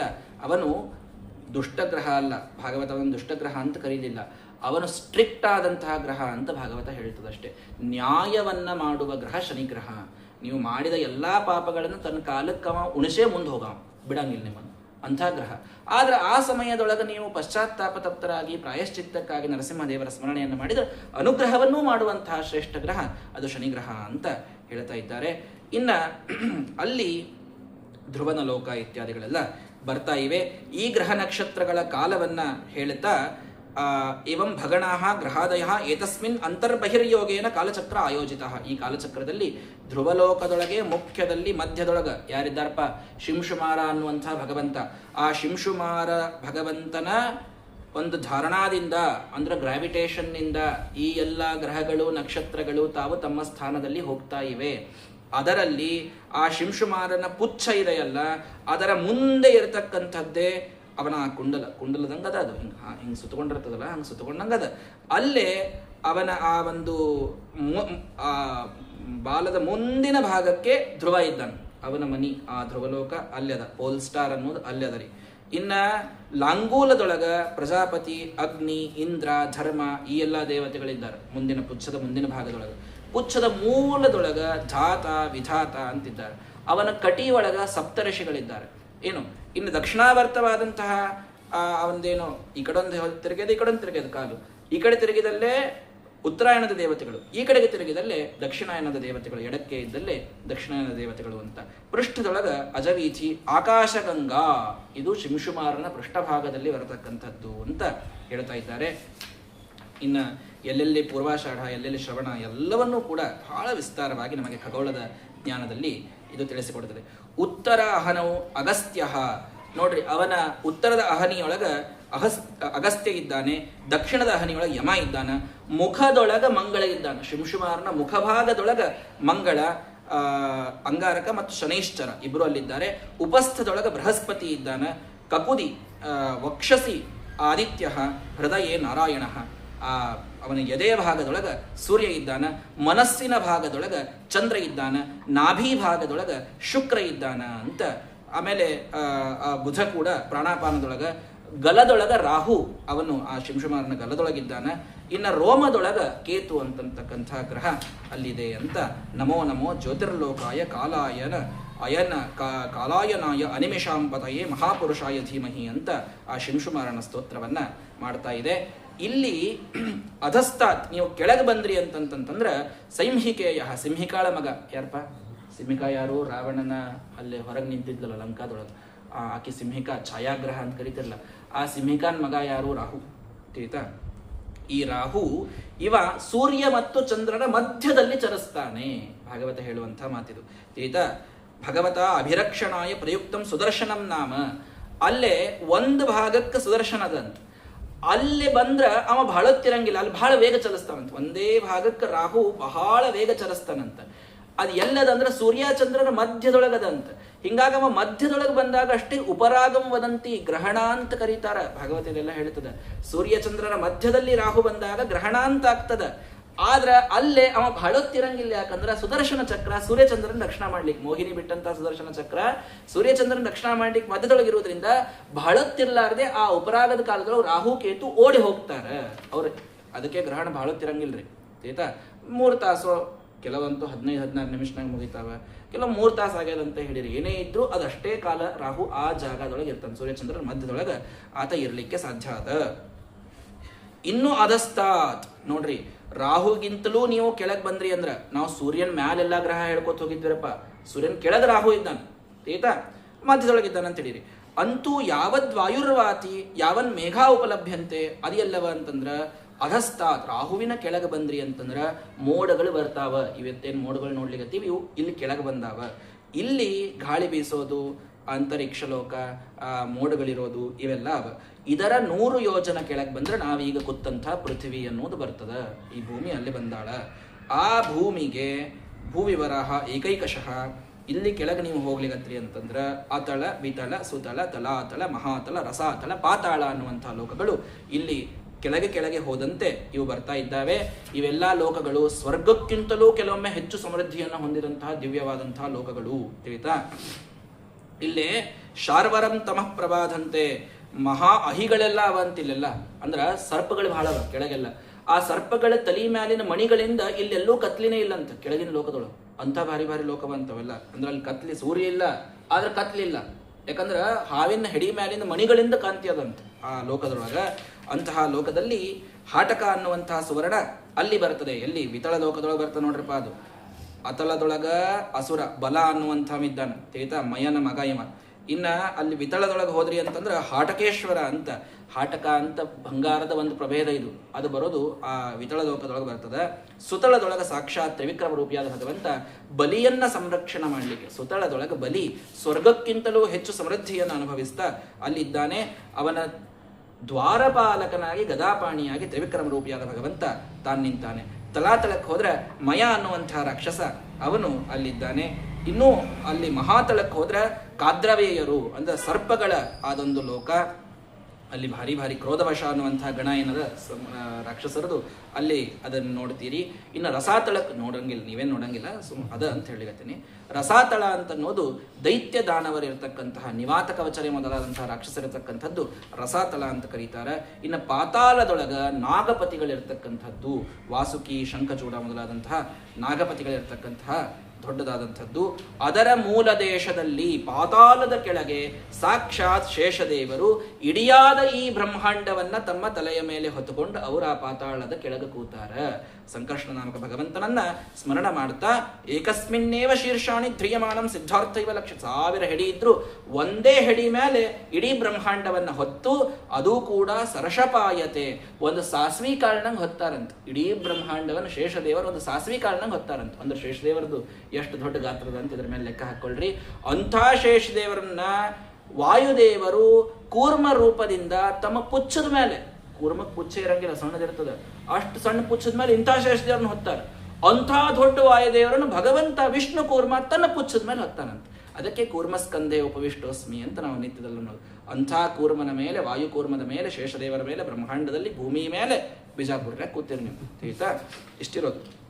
ಅಂತಹ ಆ ಶೇಷದೇವರು ವೈಜಯಂತಿ ವನಮಾಲೆಯನ್ನು ಹಾಕ್ಕೊಂಡು ಏಕಕುಂಡಲ, ಒಂದೇ ಕಿವಿಗೆ ಹಾಕೋತಾರವ್ರು ಶೇಷದೇವರು. ನೀವು ಹಾಕೋಬೇಡ್ರಿ, ನಿಮ್ಮನ್ನ ಮಂದಿ ಹಾವ್ ಅಂತ ಕರೀತಾರೆ ನೋಡಿ, ಎರಡೂ ಹಾಕೋರಿ ಅವಾಗ ತಿಳಿತಾ. ನೀಲವಾಸಾಹ, ನೀಲಿ ಬಟ್ಟೆಯನ್ನು ಉಟ್ಟುಕೊಂಡು ಶೇಷದೇವರು ಅಲ್ಲಿ ಕೂತಾರೆ ಅಂತ ವಿಚಿತ್ರವಾದಂಥ ಖಗೋಳದ ವರ್ಣನೆಯನ್ನು ನಮಗೆ ಅದ್ಭುತವಾಗಿ ಈ ಭಾಗವತ ಇದು ಮಾಡಿಕೊಡ್ತಾ ಇದೆ.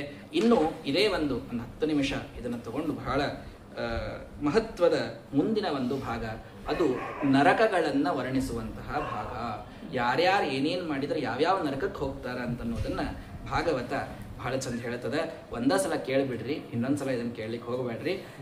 ಇಂಥ ನರಕಕ್ಕೆ ಹೋಗೋದು ಬೇಡ ಅಂತ ಇವತ್ತೇ ಸಂಕಲ್ಪ ಮಾಡಲಿಕ್ಕೆ, ಇವತ್ತೇ ಸಂಕಲ್ಪ ಮಾಡಿದ ಉದ್ಯಾಪನೆಯೂ ಮಾಡಬೇಡ್ರಿ. ಇವತ್ತು ಮಾಡಿದ ಸಂಕಲ್ಪ ಪೂರ್ಣ ಜೀವನ ಪರ್ಯಂತ ಮಾಡ್ರಿ. ಇದನ್ನು ಏನು ಅಂತಂದ್ರೆ, ಭೂಮೇಹೇ ಉಪದಿಷ್ಟಾ ದಂಡ ಜಲಾಶಯಸ್ಯ ಅಗ್ನಿಶ್ವಾತ್ತಾದಯ ಪಿತೃಗಣಾ, ಅಲ್ಲಿ ಪಿತೃಗಣಗಳ ಒಂದಿಷ್ಟು ಇದನ್ನೆಲ್ಲ ಭೂಮಿಯ ಅಧಸ್ತಾತ್ ಅವರೂ ಕೂಡ ಇದ್ದಾರೆ ಅಂತೆಲ್ಲ ಹೇಳಿದರು. ಇಲ್ಲೇ ರಾಜ ಕೇಳ್ತಾನೆ, ಇವು ನರಕಗಳು ಅಂತಂದ್ರೆ ಏನಿವು, ಪೃಥಕ್ ವಿಧವಾದಂತಹ ಲೋಕಗಳು ಏನು ಅಂತಂದ್ರೆ ಇವು ನಿಜವಾಗಿ ಭೂಮಿಯ ಕೆಳಗೆ ಇರತಕ್ಕಂತಹ ಲೋಕಗಳೇ ಇವು, ಅಂದ್ರೆ ಸ್ಥಾನಗಳಿವು ಅಂತ ಹೇಳ್ತಾ ಇದ್ದಾರೆ. ಲೋಕಗಳಲ್ಲಿ ಅಲ್ಲಲ್ಲಿ ಕೆಲವು ಸ್ಥಾನಗಳನ್ನು ಪ್ರಕಲ್ಪನೆ ಮಾಡ್ಯಾರ. ಆ ಸ್ಥಾನದಾಗ ಒಂದಿಷ್ಟು ನರಕವನ್ನ ಯಮದೇವರು ಇದಕ್ಕೆ ನಿಯಾಮಕರಾಗಿ, ಅವೆಲ್ಲ ಅವ್ರದೇ ಜಾಗ, ಅವು ಯಮದೇವರಿಗೆ ಅವೆಲ್ಲ. ಅಲ್ಲಿ ಬೇರೆ ಯಾರು ನೀವು ವಕ್ಫ್ ಬೋರ್ಡ್ದವ್ರು ಬಂದು ಅಲ್ಲೂ ಇದನ್ನ ಮಾಡ್ಕೊಳ್ಳಿ ಹೋಗೋದಿಲ್ಲ, ತಿಳಿತಾ? ತೆಗಿಪ ಆಮೇಲೆ ಅದನ್ನ ರೆಕಾರ್ಡ್ನಾಗ. ನರಕೇನ ಏಕವಿಂಶತಿಂ ಗಣಯಂತಿ, ಏನ್ರಿ 21 ರೀತಿ ಅಂತ ಕೆಲವರಂತಾರೆ, 28 ರೀತಿ ಅಂತಾರ. ಅಂತೂ ಒಂದಕ್ಕೂ ಹೋಗ್ಬೇಡ್ರಿ, 21 ಇರಲಿ 28 ಇರಲಿ, ಎಂಥದಕ್ಕೂ ಹೋಗಲಾರದಂತಹ ನರಕದ ಗಣಗಳವಲ್ಲೇ ಅವ. ಎಂಥವ ನೋಡ್ರಿ, ಅಲ್ಲೇ ಪರವಿತ್ತ ಅಪತ್ಯ ಕಲತ್ರಾಣಿ ಅಪಹರತಿ. ಯಾವ ಇನ್ನೊಬ್ಬರ ರೊಕ್ಕ ಚೋರಿ ಮಾಡ್ತಾನೆ, ಹೆಣ್ಣನ್ನು ಚೋರಿ ಮಾಡ್ತಾನೆ, ಏನ್ರಿ ಅವ ಯಮಪುರುಷರಿಂದ ಅಲ್ಲಿ ತಾಮಿಸ್ರ ಅನ್ನುವಂಥ ನರಕದೊಳಗ ಅವ ಬೀಳ್ತಾನೆ. ಅಲ್ಲೇ ಒಟ್ಟಾರೆ ಊಟ ಇಲ್ಲ, ಆದ್ರೆ ಸದಾ ನೀರು ಕುಡಿಸ್ತಾರಂತ. ಅಲ್ಲಿಂದೇ ಬಂದು ಕಾಣಿಸ್ತದೆ ನೀರು ಕುಡಿಸೋದು ಅಂತನ್ನುವಂಥ ಗಾದೆ ಮಾಡಿ. ಸದಾ ನೀರು ಕುಡಿಸ್ತಾರೆ, ಭಾಳ ನೀರು ಕುಡಿಸೋದು, ಆಯ್ತಾ? ದಂಡ ಸಂತಾಡನ, ಬಡಗಿ ತಗೊಂಡು ಹೊಡಿತಾರೆ. ಅಲ್ಲಿರ್ತಾನೆ ತಾಮಿಸ್ರ ಅನ್ನುವಲ್ಲಿ ಮೂರ್ಛಾಮುಪಯಾತಿ, ಮೂರ್ಛೆ ಬರಂಗೆ ಹೊಡಿತಾರೆ. ಇದು ತಾಮಿಸ್ರ. ಇನ್ನು ವಂಚನಾ ಮಾಡುವಂಥವ್ರು ಇದ್ದಾರೆ ನೋಡ್ರಿ, ಮೋಸ ಮಾಡೋರು, ಧನದ ವಿಷಯದಲ್ಲಿ, ಹೆಣ್ಣಿನ ವಿಷಯದಲ್ಲಿ ಮೋಸ ಮಾಡುವಂಥವ್ರು ಯಾರಿದ್ದಾರೋ ಅವರಿಗೆ ಅಂಧನ್ ತಮಸ್ರ ಅನ್ನುವಂತಹ, ಅಂಧನ್ ತಮಸ್ ಬೇರೆ, ಅಂಧ ತಾಮಿಸ್ರ ಅನ್ನುವಂಥ ನರಕ, ಆಯ್ತಾ? ಇಲ್ಲಿ ಹೋದವ್ರು ಹೊಳೆ ಬರ್ತಾರಪ್ಪ. ಅಂತೂ ಅಲ್ಲೇ ಯಾತನಾಸ್ತಃ, ಎಷ್ಟು ಯಾತನಾ ಕೊಡ್ತಾರಂತಂದ್ರೆ ವೇದನೆಯ ನಷ್ಟ ದೃಷ್ಟಿಶ್ಚ, ಕಣ್ಣು ಹೋಗ್ಬಿಡ್ತಾವಂತ. ಮೊದಲನೇದೇ ಅಲ್ಲಿ ಕಣ್ಣನ್ನು ಹೋಗಿಸುವಂಗ ಯಾತನಾ ಅವರಲ್ಲೇ ಕೊಡ್ತಾರೆ ಅಂಧ ತಾಮಿಸ್ರದೊಳಗೆ. ಇನ್ನ ದ್ರೋಹ ಮಾಡುವಂಥವರು ಕೇವಲ ಕುಟುಂಬಮೇವ ಅವನದಿನಂ ಪುಷ್ಣಾತಿ, ನಿತ್ಯದಲ್ಲಿ ಕೇವಲ ತಾವಾತು ತಮ್ಮ ಮನಿ ಕುಟುಂಬ, ಇಷ್ಟು ಬಿಟ್ಟರೆ ಇನ್ನೊಂದು ವಿಚಾರೇ ಇಲ್ಲ. ದೇವರು, ಧರ್ಮ, ದಾನ ಏನೇನೇನೇನಿಲ್ಲ. ನಮ್ಮ ಕುಟುಂಬಕ್ಕೆ ಇವತ್ತು ಊಟ ಆದ್ರೆ ಮುಗಿದು ಹೋತ್ರಿ, ಏನು ಮಾಡೋದಿಲ್ಲ, ಕುಟುಂಬಕ್ಕೆ ಮಾಡೋದು, ಮಕ್ಕಳ ಸಲುವಾಗಿ ಮೊಮ್ಮಕ್ಕಳ ಸಲುವಾಗಿ ಒಂದು 7 ಮಂದಿ ಕೂಡ್ ತಿನ್ನಷ್ಟು ಆಸ್ತಿ ಮಾಡಿಟ್ಬಿಡೋರು. ಇವ್ರೇನಿದ್ದಾರಲ್ರಿ ಸ್ವಯಂ ತದಶುಭೇನ ರೌರವೇ ನಿಪತತಿ, ಇವರನ್ನ ರೌರವ ಅನ್ನುವಂಥ ನರಕದೊಳಗೆ ಹಾಕ್ತಾರೆ. ಕುಟುಂಬ ಭರಣ, ಕೇವಲ ಕುಟುಂಬ ಭರಣ ಮಾಡ್ಲಿಕ್ಕತ್ತವ್ರು, ಅದರೊಳಗೆ ಆಸಕ್ತ ಇದ್ದವರು, ತಿಳಿತಾ? ಇವನ್ನ ರುರು ಅಂತಂತಂದ್ರೆ ಪ್ರಾಣಿಗಳು, ಅಲ್ಲಿದ್ದು ರೌರವ ಅನ್ನುವಂಥದ್ದು. ಇವು ಎಷ್ಟೋ ಮಂದಿನ ಹಿಂಸೆ ಮಾಡಿರ್ತಾರೆ ಇವರೆಲ್ಲ. ಯಾಕಂದ್ರೆ ತಮ್ಮ ಕುಟುಂಬ ಭರಣ ಆಗ್ಬೇಕು, ತಮಗೆ ರೊಕ್ಕ ಬರ್ಬೇಕು ಅಂತ 4 ಮಂದಿನ ತುಳಿದೇ ಮೇಲೆ ಹೋಗಿರ್ತಾರೆ ಪಾಪ. ಹೆಂಗೆ ಹೋಗ್ಲಿಕ್ಕೆ ಆಗ್ತದೆ ಮೇಲೆ. ಹಿಂಗಾಗಿ ಯಾರ್ಯಾರನ್ನು ತುಳಿದಿರ್ತಾರಲ್ಲ ಅವ್ರ ಪರವಾಗಿ ಅಲ್ಲೊಂದಿಷ್ಟು ಪ್ರಾಣಿಗಳು ನಿಂತು ಇವ್ರನ್ನ ಹರಿದು ತಿನ್ಲಿಕ್ಕೆ ನಿಂತಿರ್ತಾವ. ಸರ್ಪಾದ್ ಅತಿ ಕ್ರೂರ, ಸರ್ಪ ಏನೂ ಅಲ್ಲಂತ, ಅದಕ್ಕೂ ಅತಿ ಕ್ರೂರವಾದಂಥ ಪ್ರಾಣಿಗಳು ನಿಂತಿರ್ತಾವಂತ. ಅವು ಇವನ್ನ ಹರಿದು ತಿಂತಾವ. ಯಾರೋ ಕೇವಲ ತಮ್ಮ ಕುಟುಂಬ ಭರಣೆಗಾಗಿ ಇಡೀ ಸಂಸಾರ ತಾವು ಇಡೀ ಆಯುಷ್ಯ ಹಾಕ್ಯಾರೋ ಅಂಥವ್ರನ್ನ ತಿನ್ಲಿಕ್ಕಲ್ಲೇ ರೌರವ ಅನ್ನೋ ನರಕ. ಇನ್ನು ಅದಕ್ಕಿಂತ ಮಹಾರೌರವ ಅಂತದ, ಕುಟುಂಬ ಅಲ್ಲ, ತಾವೊಬ್ಬನೇ ಹೊಟ್ಟೆಲ್ಲ, ಕುಟುಂಬ ಬೇಡ, ಹೆಂಡತಿ ಮಕ್ಕಳು ಅವ್ರನ್ನೂ ಅಲ್ಲ, ತಂದೊಂದೇ ದೇಹ ನೋಡ್ಕೊಳವ, ಕೇವಲಂ ದೇಹಂಭರ ಅಂತ ಕರೀತಾರ, ಆಯ್ತಾ? ಅಂಥವನ್ನ ಅಲ್ಲೇ ಮಹಾರೌರವ ಅನ್ನುವಂಥ ಅಲ್ಲ, ಈ ಮಹಾರೌರವ ಅನ್ನೋ ನರಕ ಅಲ್ಲೂ ಬಂತು. ಈ ದೇಹಂಭರನಾದಂಥ ನರಕ, ಆ ಒಬ್ಬ ವ್ಯಕ್ತಿಯನ್ನ ಅಲ್ಲೇ ತಮ್ ಅಕರುಣಂ ಪುರುಷಾದೈಹಿ, ಅಲ್ಲೇ ಆ ಮಹಾರೌರವದೊಳಗೆ ಹಾಕ್ತಾರೆ. ಅಲ್ಲೂ ಕೂಡ ಕ್ರವ್ಯ ಮೊದಲಾದಂಥ ಭಾರೀ ಕ್ರೂರವಾದಂತಹ ಪ್ರಾಣಿಗಳು ಅವನನ್ನು ಅಲ್ಲಿ ಹರಿದು ತಿಂತಾವ ಅಂತ. ಇದಾದ ಮೇಲೆ ಯಾರು ಸುಮ್ಮನೆ ಪಶು ಪಕ್ಷಿಗಳಿಗೆ ಕಾಟ ಕೊಡ್ತಾರ, ಪಶು ಪಕ್ಷಿ ಹೊಂಟಿರ್ತಾವ ಪಾಪ, ಅವಕ್ಕೆ ಆಕಳು ಹಿಂಗೆ ಹೊಂಟಿರ್ತಾವ, ಅವಕ್ಕೆ ಹೊಡೆದು ಹೋಗ್ತಿರ್ತಾರೆ ಕೆಲವು. ಇವತ್ತು ಅದನ್ನು ಹೇಳಬಾರ್ದು ಅಂತೂ ಹೇಳ್ತೀನಿ.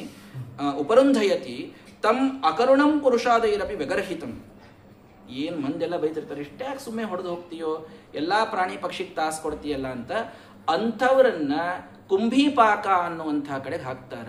ಏನು ಮಾಡ್ತಾರಲ್ಲೇ, ಚಂದ ಕುದಿಯುವ ಒಗ್ಗರಣೆ ಒಳಗೆ ಒಗೆದು ಬಿಡ್ತಾರೆ. ನೀವು ಭಜಿ ತಾಳಿಸ್ಲಿಕ್ಕೆ ಒಗಿತಿರ್ತಿರಲ್ಲ, ಒಗೆದು ಬಿಡ್ತಾರೆ. ಇವ ಅಲ್ಲೇ ಒದ್ದಾಡಿ ಹೋಗ್ತಾನ, ಇವರನ್ನು ಯಾರೂ ಅಲ್ಲಿ ತೆಗಿಯಂಗಿಲ್ಲ, ಕಡಚನೆ ಇರಂಗಿಲ್ಲ, ಅಲ್ಲಿ ಏನು ತೆಗಿಯಂಗಿಲ್ಲ, ಆಯ್ತಾ? ಪಿತೃಭಾತೃ ಬ್ರಹ್ಮದೃಕ, ತಂದೆ ತಾಯಿಗೆ ಅಣ್ಣ ತಮ್ಮಂದ್ರಿಗೆ ದ್ರೋಹ ಮಾಡುವಂಥವ, ಅವರ ಆಸ್ತಿಯನ್ನ ಕಳ್ಳತನ ಮಾಡುವಂಥವ ಯಾವಿದ್ದಾನ ಅವ ಕಾಲಸೂತ್ರ ಅನ್ನುವಂತಹ ನರಕದೊಳಗ ಆತ ಬೀಳ್ತಾನ. ಅಲ್ಲೇ ತಾಮ್ರಮಯವಾದಂತಹ ಒಂದು ಹಂಚು, ಆ ಹಂಚಿನ ಮೇಲೆ ಮಲಗಿಸ್ಬಿಡ್ತಾರೆ. ಕಾಯ್ದಿರ್ತದ ಹಂಚು, ಚಲೋ ಕಾಯಿಸಿ ಆ ಹಂಚ ಮೇಲೆ ಇವನನ್ನು ಮಲಗಿಸಿ ಬಿಟ್ಬಿಡ್ತಾರೆ. ಪಶುರೋಮಾಣಿ ನೋಡ್ರಿ, ಎಷ್ಟು ಪಶುವಿನ ರೋಮಗಳು ಎಷ್ಟವ ಎಣಿಸ್ತೀರೇನು? ಒಂದು ಪಶುವಿನ ರೋಮಗಳು ಎಷ್ಟವ ಅಂತ ಆಗಂಗಿಲ್ಲ. ಅಷ್ಟು ವರ್ಷ ಇವ ಅಲ್ಲಿ ಮಲಗಿಸಿರ್ತಾರಂತ, ಇವನು ಮೂರ್ಛ ಬಂದು ಬಿಟ್ಬಿಟ್ಟಿರ್ತಾನ, ಆಯ್ತಾ. ಇನ್ನು ಯಾರು ನಾಸ್ತಿಕರಿದ್ದಾರೋ, ಪಾಷಂಡರು, ನಾಸ್ತಿಕರು, ದೇವರಿಲ್ಲ ಅನ್ನುವಂಥವ್ರು, ಅವರನ್ನು ಪತ್ರವನ ಅನ್ನುವಂತಹ ನರಕದೊಳಗೆ ಅಲ್ಲಿ ಕಷಯ ಪ್ರಹರಂತಿ, ಹಗ್ಗ ಹಾಕಿ ಜಕ್ಕೊಂಡು ಅಲ್ಲಿ ಹೋಗಿರ್ತಾರೆ. ಹತೋಸ್ಮಿ ಅಂತ ಇವು ಒದರ್ತಿರ್ತಾವಂತ, ಮೂರ್ಛಾ ಬಂದು ಬೀಳ್ತಿರ್ತಾವಂತ, ಬೀಳಂಗಿಲ್ಲ. ಆವಾಗ ಅಧರ್ಮ ಮಾಡ್ಲಿಕ್ಕತ್ತಿದ್ದ ಮಗನ ನಾಸ್ತಿಕಾಗಿ ದೇವ್ರನ್ನ ನಂಬಂದ್ರೆ ನಂಬಲಿಲ್ಲ ಬಾಯಿಲ್ಲ ಅಂತ ಹೇಳಿ ಅವ್ರನ್ನ ಎಳ್ಕೊಂಡು ಆ ಹಸಿ ಪತ್ರದೊಳಗೆ ಛಿದ್ಯಮಾನ ಸರ್ವಾಂಗ, ಅವ್ರು ಒಂದೊಂದೇ ಅಂಗ ಕಿತ್ತು ಒಗಿತಾರೆ, ಯಮಭಟ್ರು ಒಗಿತಾರೆ. ಇದು ಆ ಹಸಿ ಪತ್ರ ಅನ್ನುವಂಥ ನರಕ ಅಂತ.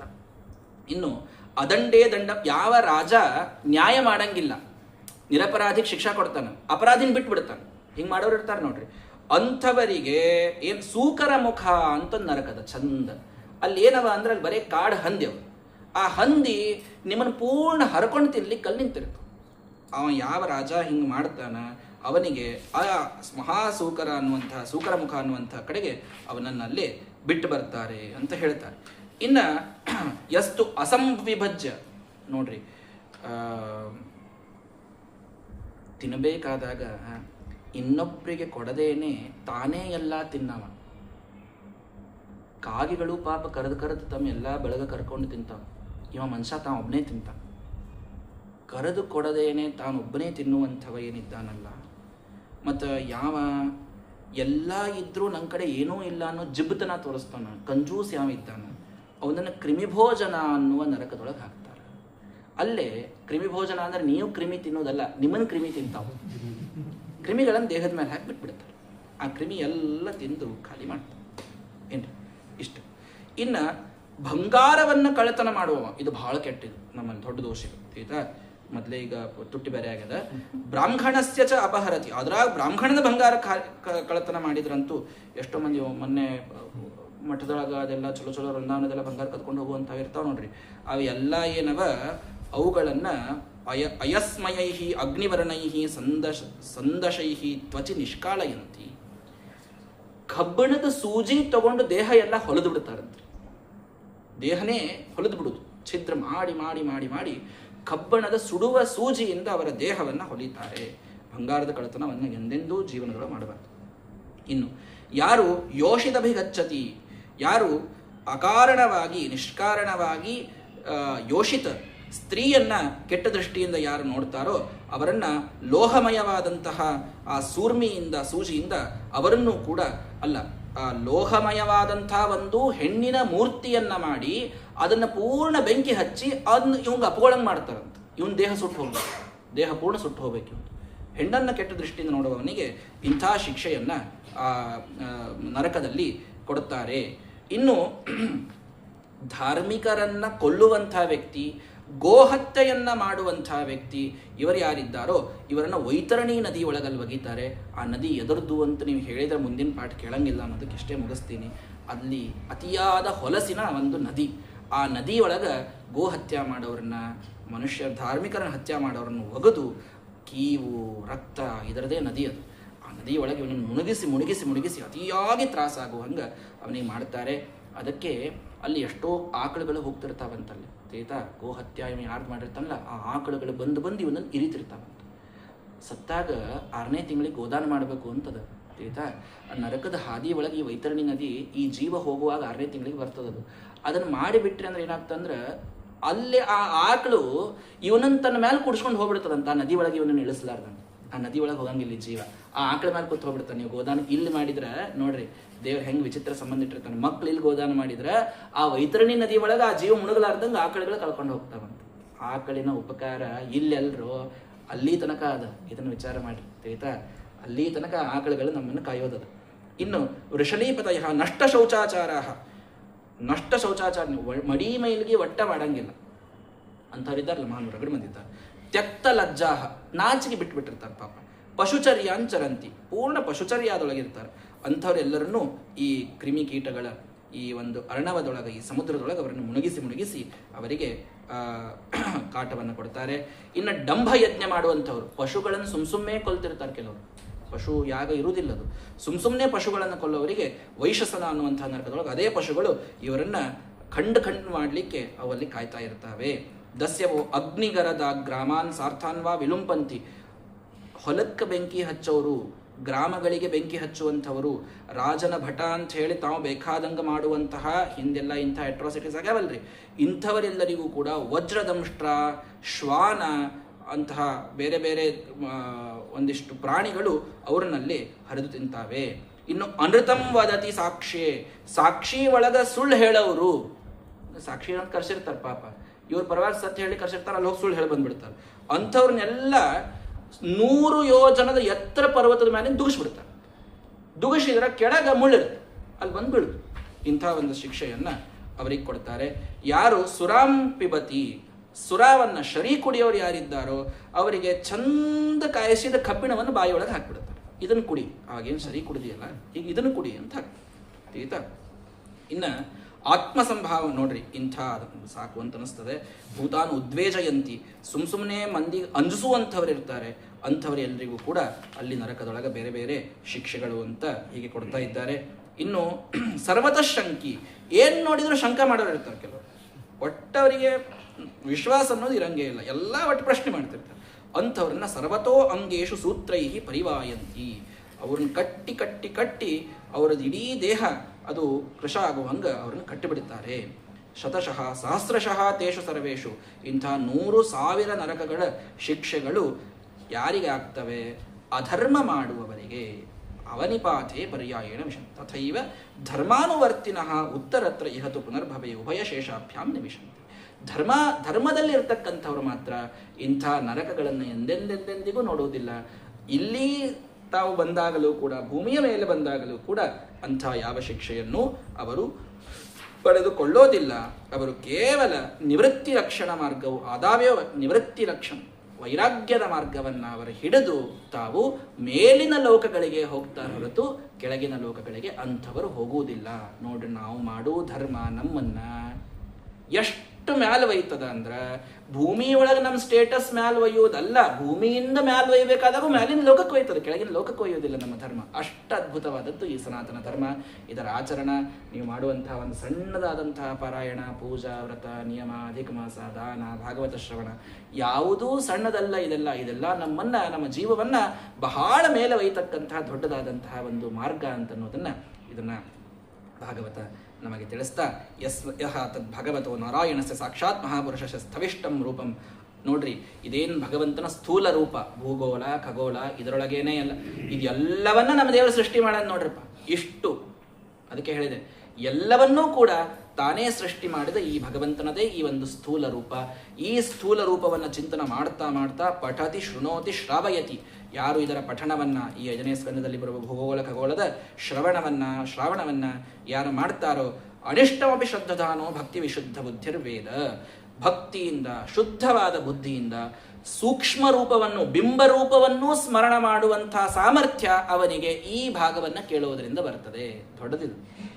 ಸ್ಥೂಲ ರೂಪದ ಅನುಸಂಧಾನವನ್ನ ಭಾಗವತ ಹೇಳಿದಂತ ಕೇಳಿದರೆ ಬಿಂಬರೂಪದ ಅನುಸಂಧಾನ ಆ ವ್ಯಕ್ತಿಗೆ ಬರ್ತದೆ ಅನ್ನೋದು ಇದರ ಫಲ. ಸೂಕ್ಷ್ಮ ರೂಪದ ಅನುಸಂಧಾನ ಈ ವ್ಯಕ್ತಿಗೆ ಬರ್ತದೆ. ಶ್ರುತ್ವಾ ಸ್ಥೂಲಂ ತಥಾ ಸೂಕ್ಷ್ಮಂ ರೂಪಂ ಭಗವತೋ ಯಾತಿ ಸ್ಥೂಲೇ ನಿರ್ಜಿತಮಾತ್ಮಾನಂ ಶನೈ ಸೂಕ್ಷ್ಮದಿಯಾ ನಯೇತ್.